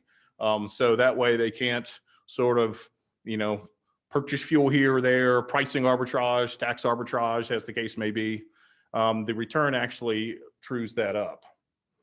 And one of the great benefits is it allows motor carriers to have one single base jurisdiction and file a single return.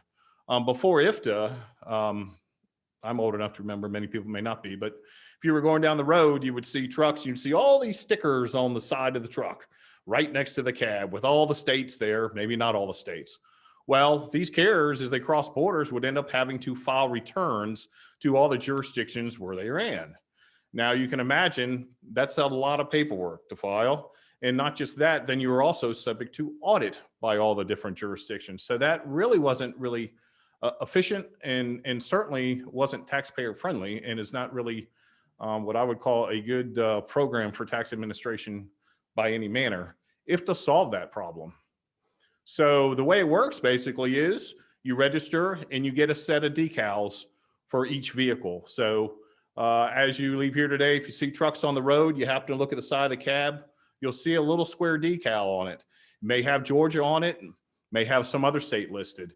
Matters not, ultimately they're going to file a return that gets to us. And the great thing about that is, from a motor carrier perspective, is they file a single return, they make a single tax payment, or if they're a refund, they get a refund from that same jurisdiction. So they don't have to file in 58 different jurisdictions. They can file in one, and so it makes it extremely efficient. And one of the other things too, by doing that, is there's uniform definitions.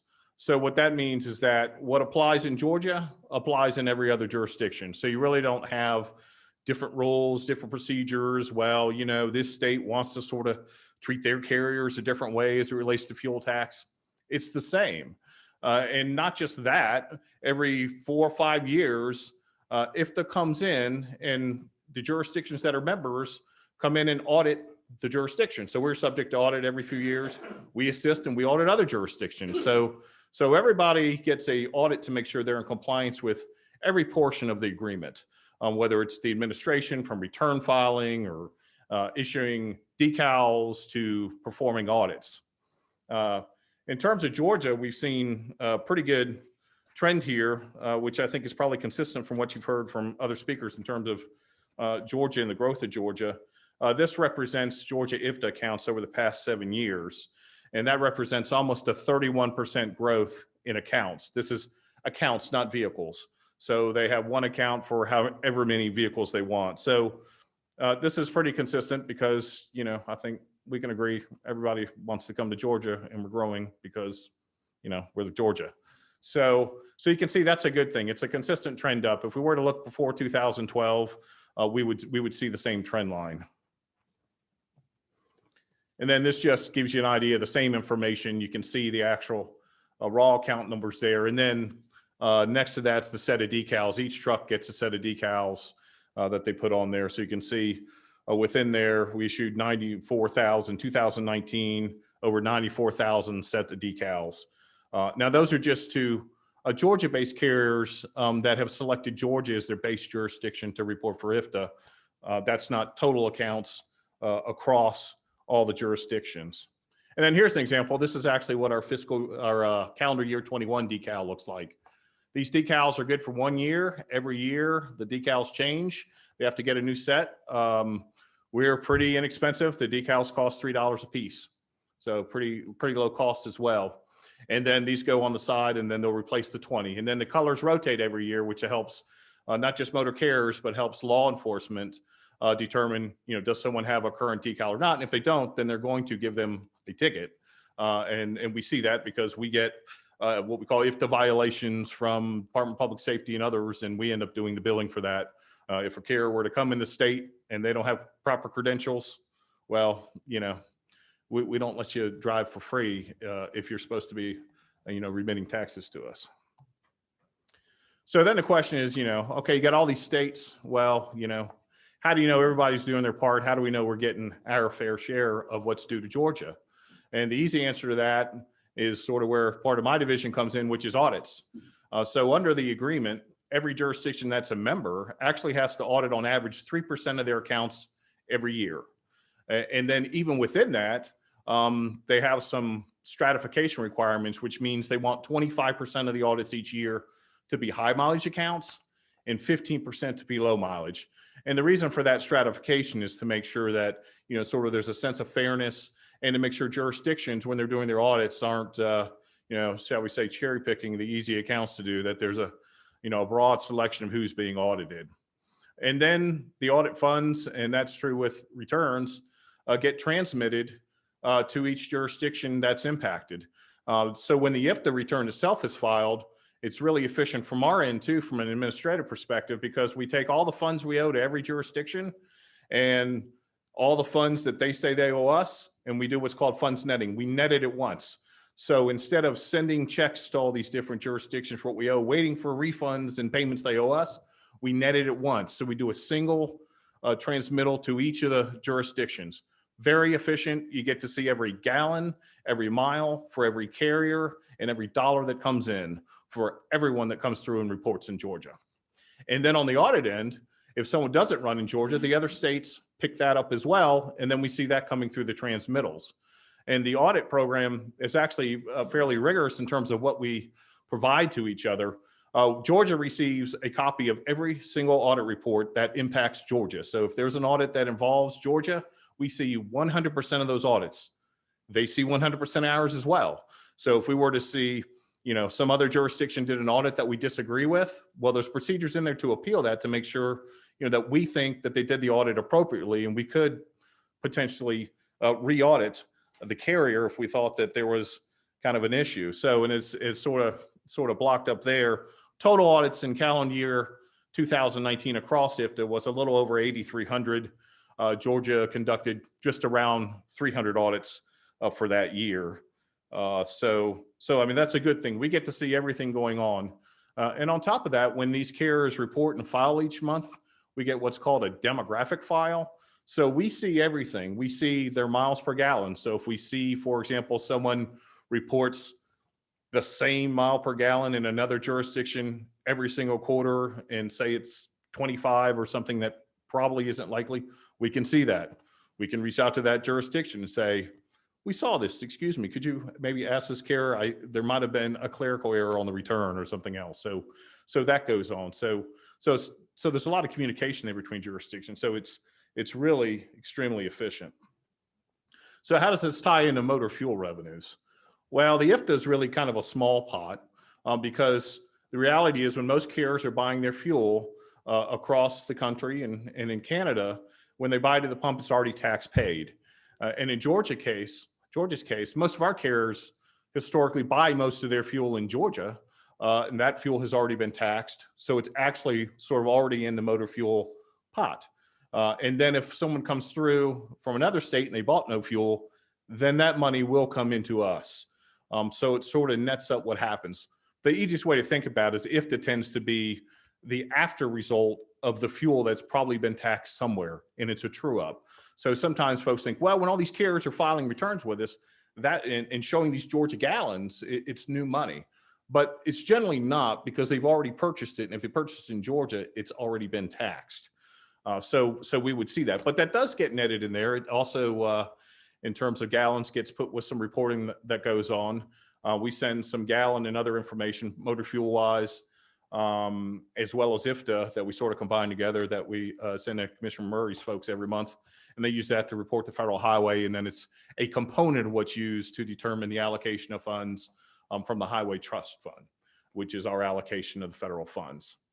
And then again, motor fuel taxes, I think this has been covered pretty couple times probably earlier, is the motor fuel taxes obviously are dedicated in Georgia. They're dedicated by Constitution. They get appropriated the following year for DOT. So in fiscal year 20, the revenue on our press release that we closed out the year was $1,873,220,000 with a little bit of rounding. For fiscal year 20, you'll be happy to know, even with COVID, which obviously impacted gallons and affect motor fuel, we still ended up the fiscal year last year up 1.9% overall, which is a great result. I will say that some of that finishing off actually was a result of some of our audit activity where we were able to close out some stuff, which assisted to do that. And then I took a quick look. We issued a press release yesterday. So I looked at our September and October press release. It looked like in October or in September, our year to date for fiscal year 21, we were down about 1.2%. On our press release we issued yesterday, fiscal year to date for 21, down 0.5%. So which I think, you know, that's a pretty good place to be when you look at the impacts of COVID and elsewhere, but it also shows the resilience of the economy and also of transportation in general, because, you know, we like to think of it sometimes that last mile is probably going to be trucking or otherwise once it leaves rail or port or ship or wherever. So that's a good thing. So, you know, where that ends up, we'll see. But that's sort of where the IFTA small piece of it rolls into all of this there. So I thought that might be of interest. There is what I call IFTA's cousin, IRP. So that's International Registration Plan. And when you see trucks, you might see the IFTA decal on the side, but you also might see tags. You might go, man, there's sure a lot of people from Indiana driving down here or somewhere else. You see a lot of Indiana tags, and they're a popular jurisdiction, they're a large jurisdiction. Texas, you say, well, gosh, they're driving our roads. They didn't pay our registration fees. Well, under IRP with the apportioned tags, they actually did. Conceptually, it's the same as IFTA.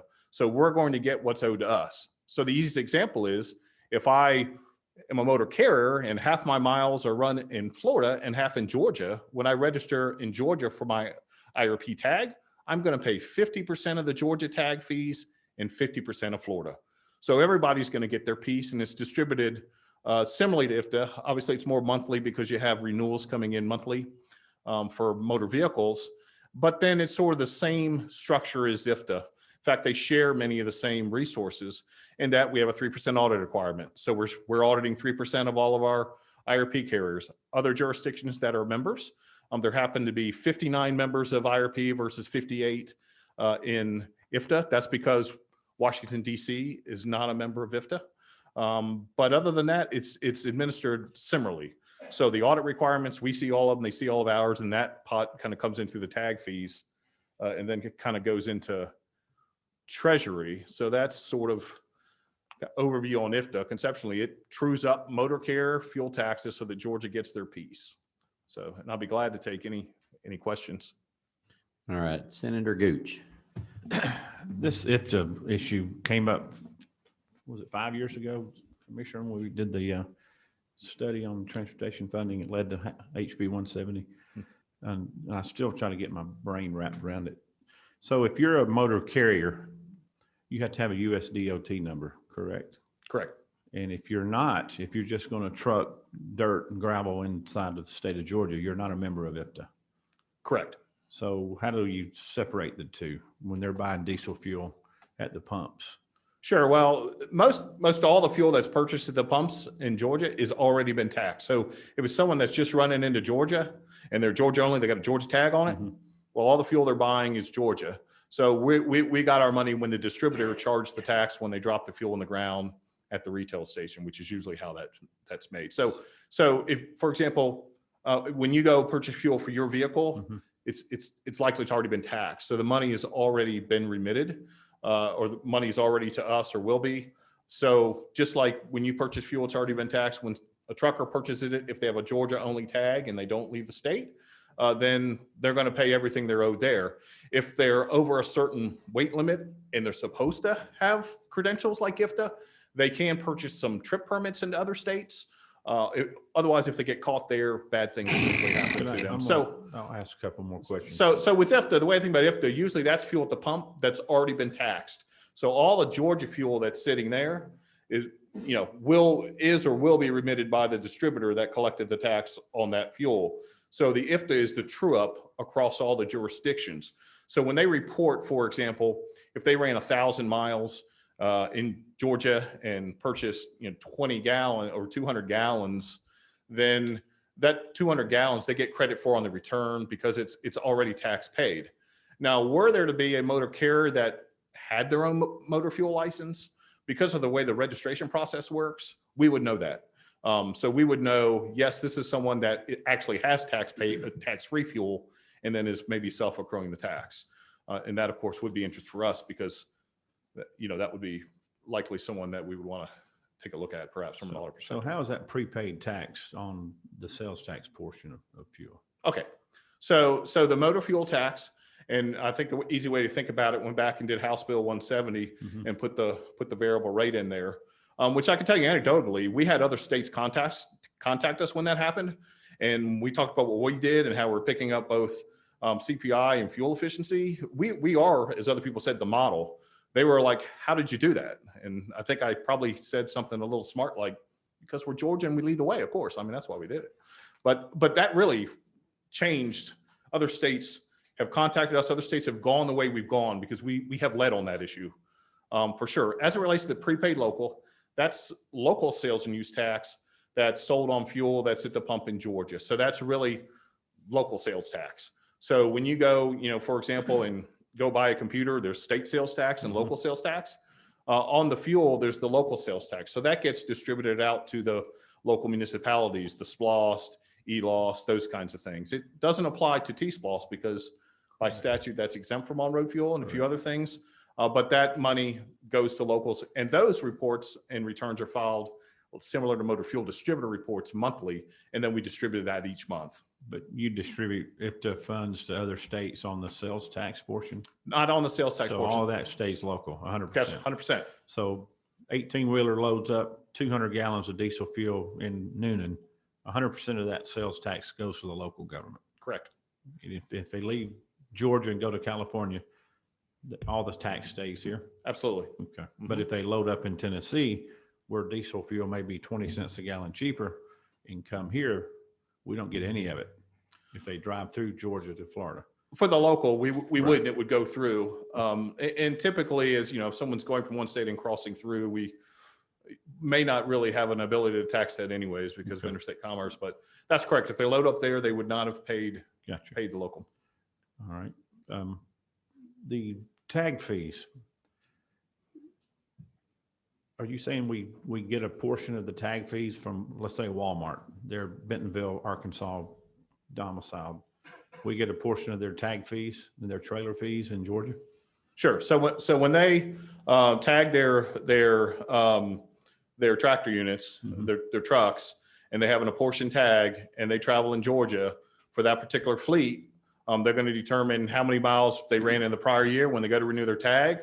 Whatever percentage that is Georgia, that Georgia percentage of fee will be across all their tractor units. Trailers may be a little different, but because it's a little different than a tractor unit motor vehicle. But yeah, so Walmart, if they register their vehicles and they put IRP tags on them, their portion tags, and they run in Georgia, we will get our money. Based on Arkansas's fees or based on Georgia fees? Based on Georgia's fees. So we can charge, and just like under IFTA, where each state can have their own fuel rate, it's independent. Each jurisdiction can charge their own. We have our own. Florida has their own. So that percentage is based upon our fees that we charge. So there's no incentive to eliminate those fees. I mean, basically you're cutting your own throat, right? Revenue wise, looking at it from a funding source. If you were looking for funding, you would want to raise those truck fees for those IRPs and maybe not raise them for the local trucks, but for the IRPs, you would raise them because you would get a prorated amount of that money back from those international companies or those interstate companies. Is that a fair whatever? statement? Yes, whatever the fees that Georgia decides to impose, then absolutely we get that. If the decision is made to raise those fees, we would get more of those fees. Could we have two different tier fees? We could have the IRP fee versus the local. Well, they're sort of already separate. So the way it works now is you have sort of the TABT, which is you go register your car and you do that. And then you have the IRP fees, which are actually a different fee structure already. In fact, it's almost a two-tier because we have what's called alternate ad valorem tax, which actually picks up a piece to make up for the property tax to the locals. Yeah. But yes, those fees are already separate and independent. So if the fees were to increase, then we would pick up whatever that is from both Georgia and carriers based elsewhere. It would apply equally to anyone that's under the IRP agreement. Thank you. He pretty much asked all the questions. I'm just hoping I don't run out of answers. You asked all the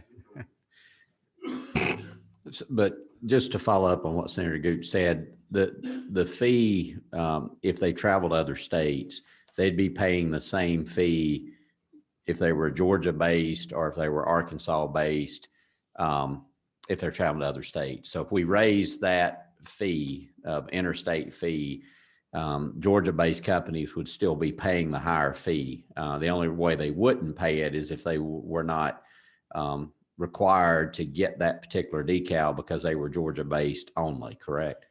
Yeah, that's correct. And in fact, similar to IFTA, as it relates to IRP, they do an audit every number of years too. And they check, not just that, but every year they check our fee calculation. They check our fee calculation for every single jurisdiction that's a member to make sure they have sort of 5 or so test scenarios that we use in our system that we have to send to make sure that we are charging the appropriate fees for every jurisdiction every year that we register. So it would apply equally. Across the board. Mm-hmm. Thank you.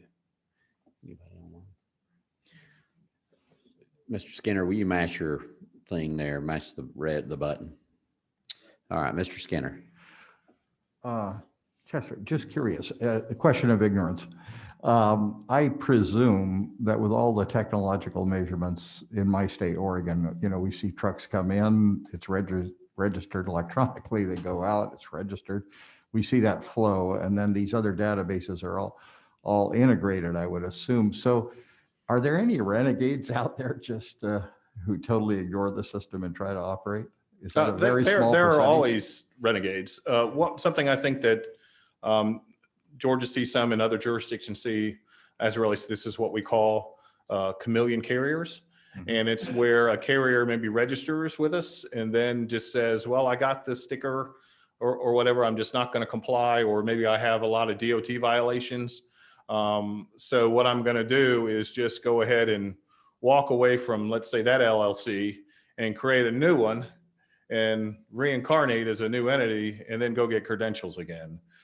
So we look at that. One of the benefits of both IFTA and IRP is when we revoke a carrier or suspend a carrier or any other jurisdiction does, we get a notification quickly, days or sooner. And then that way, if someone, for example, tries not just to reincarnate under a new business entity, but tries to jump jurisdictions, we can, look for that. But in terms of if it's the same entity, we're prohibited from registering somebody that is revoked in another jurisdiction. So we could not give someone credentials if they were already revoked in another jurisdiction. But yeah, there's some. How do you enforce that on the roads? How does law enforcement enforce that? Sure. So law enforcement can see several things when they run a tag. They can see the validity of the tag. If we were to, for example, revoke a tag, that tag would be revoked and it would be uploaded. So if law enforcement pulled over or they ran that while they were going down, they would say, you're pulling over because you're not valid. So, and then sometimes they might call us and say, what do you want us to do with it? So they can see some of that stuff. And then really the sort of the backbone of figuring some of this out is both through our registration protocols, as well as, looking at stuff on the back end with audits, and then just discussions among other states. So, I mean, we see things regularly where they're, hey, have you seen this carrier? Have you seen that? So there's regular conversations that go on about that. So certainly that's something we're interested in, certainly from an audit perspective. We're interested in carriers that are non-compliant, not auditing and looking at carriers that are compliant. That's really not our focus. Right. They need to be out there on the road, getting miles, generating revenue for their business. They're in the business of trucking. They're not in the business of taxing. Right. So, thank you. Senator Gooch.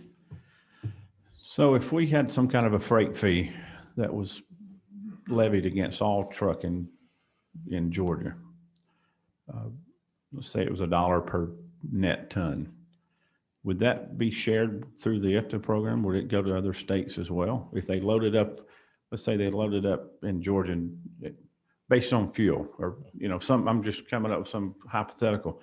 Or does this IFTA fund only pertain to sales tax and excise tax on fuel? It applies exclusively to motor fuel use taxes. So Okay. any other things would be outside. If there was a fee or something as part of a registration, again, it would be a registration fee that would be part of the IRP as a registration fee. But if it's collected at the pump, then it would fall under IFTA? If it was part of our motor fuel excise tax, it would fall under IFTA. If it was something else, it may not. Okay, I'm just trying to think of a way to keep it in the state, not share it with the other states. How can we do that, Russell?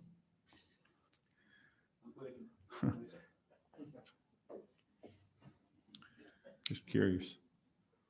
So if we had a fee on freight where we charged, I think what someone said earlier, they were looking at freight per ton, miles driven.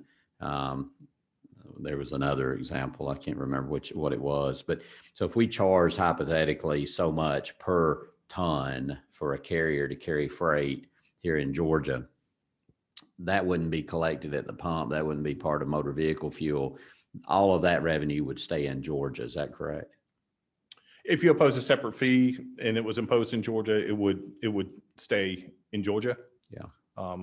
Assuming it, met some other tests. When you start imposing fees on interstate activity, sometimes you run into some restrictions there on what you can impose. Yeah, if it was separate, if it was, here's sort of the revenue we're looking to generate, and then here's what we would do to fees to get there, and as part of fees, and it'd be collected as part of IRP. So in terms of that, if this is basically tied exactly straight to our motor fuel excise tax rate. Because we have a lot of freight that initiates at the Port of Savannah, but it goes all over the country. So it travels into multiple states, but it starts at the Port of Savannah. So if somehow you were able to create a fee based on that, that would stay here in Georgia, based on this agreement. Anyway, it has nothing to do with that since it's not motor vehicle fuel. Anything else? Yes, sir. Go ahead. I want to ask another one. How could you correlate your IFTA reporting to the e-logs that the truckers now are required to use? So all your logs are electronic. Is there a correlation between your reports and your audits, especially? Do you ever go back and look at their e-logs, and could we tie those together somehow? Absolutely. That's exactly what we do. So when we go and perform an audit, whether we're IFTA or the tag fees for IRP, one component is the mileage. So for IFTA, we're looking at their mileage records, however they're kept. If they're electronic, then we'll make sure the device they're using is compliant with both the IFTA and IRP agreement. There's a list of best practice of items that should go with those devices that is published. And we would look at that, and then we compare that against what's reported and make sure all the vehicles are reported, all the miles that were in Georgia are reported. And then we also look at the gallons that are reported. And then the audit essentially trues that up. Is it accurate or isn't it? For not just Georgia, but all the jurisdictions. So we are seeing a lot more of that. So we can decide how often we want, how much data we want to look at. Those are very data intensive devices. So we tend to say, well, show me what we call pings every 15 minutes, let's say, because anything more than that is probably not helpful. And it's just, you get into millions of lines of data. And then we can take that data with latitude, longitude, and use our mileage software program that we use to test trips. And we can compare that against what they reported. If they have paper logs, we do the same thing. We look at the trip origin destination, where they cross, routes of travel, borders, and then determine that against what they report. And then sort of the audit results, all they are, no change, refund, or assessment. All right, we got Commissioner McMurray, and then we got an online question from Tom Gale. So Commissioner McMurray.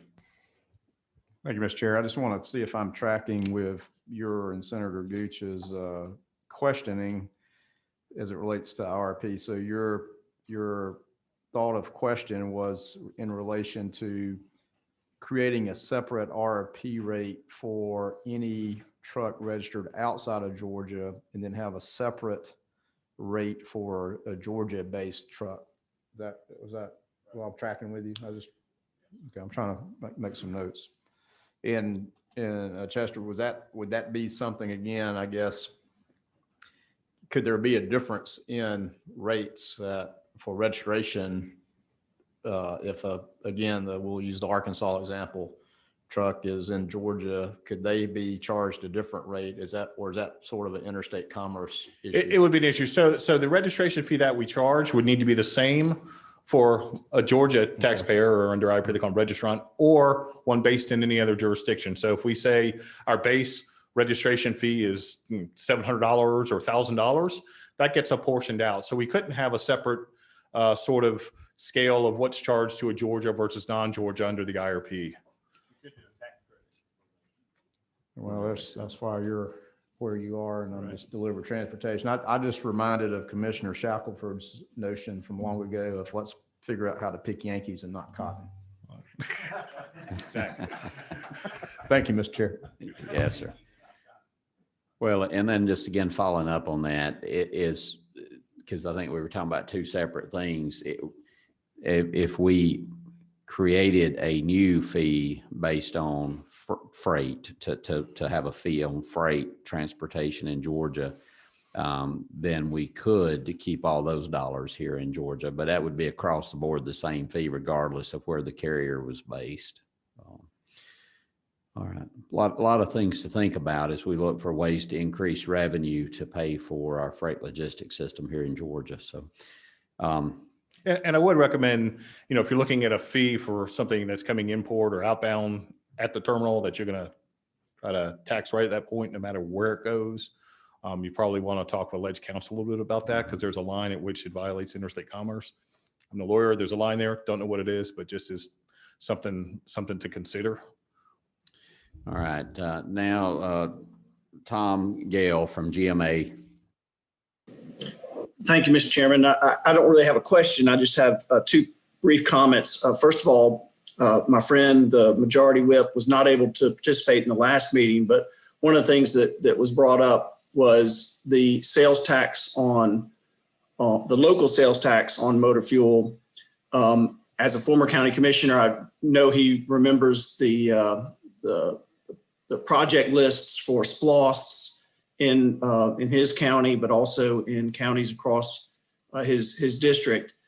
Heavy amounts of transportation projects are included in all of those SPLOSTs across the state, and billions have been invested by local governments, which own and maintain over 80% of the road system in the state. So those local sales taxes applied to motor fuel are helping to pay for congestion relief and mobility all across the state. So, and I know he knows that. I just wanted to make that point.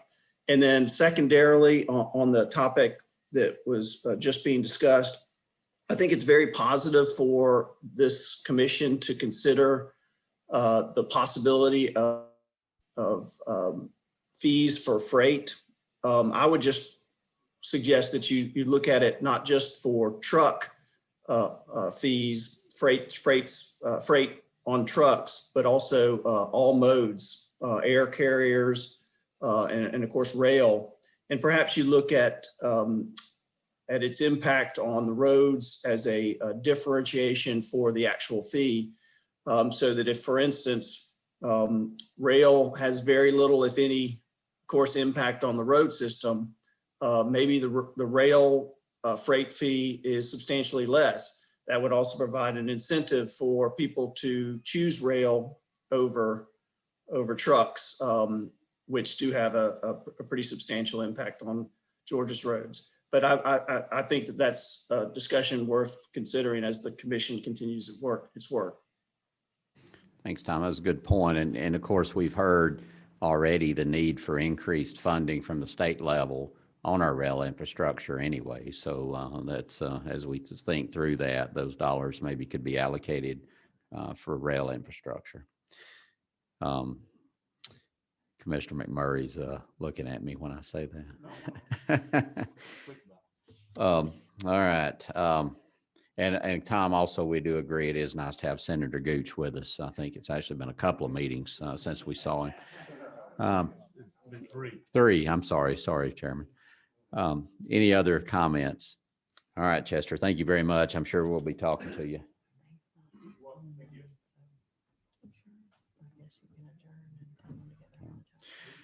All right. Well, our last speaker is not with us, so I think we're just going to go ahead and move on today and end the meeting here in just a second with closing comments. And then to the commission members, lunch is right outside the door.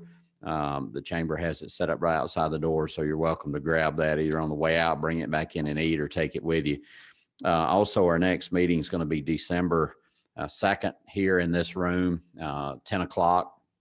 And we will be looking forward to Brad Skinner and the committee subcommittee he's been working with will be making a report to us. We'll also be looking at making some final recommendations to the commission that will go out in a report before the end of the year. So I just want to take an opportunity to thank the members that are here and the members that are online. We've made a lot of progress this year under some very difficult circumstances and look forward to continuing to move this forward. And I'll turn it over to Chairman Beach to close us out. No final comments except to say I hope Senator Gooch can make it on December 2nd. Thank you.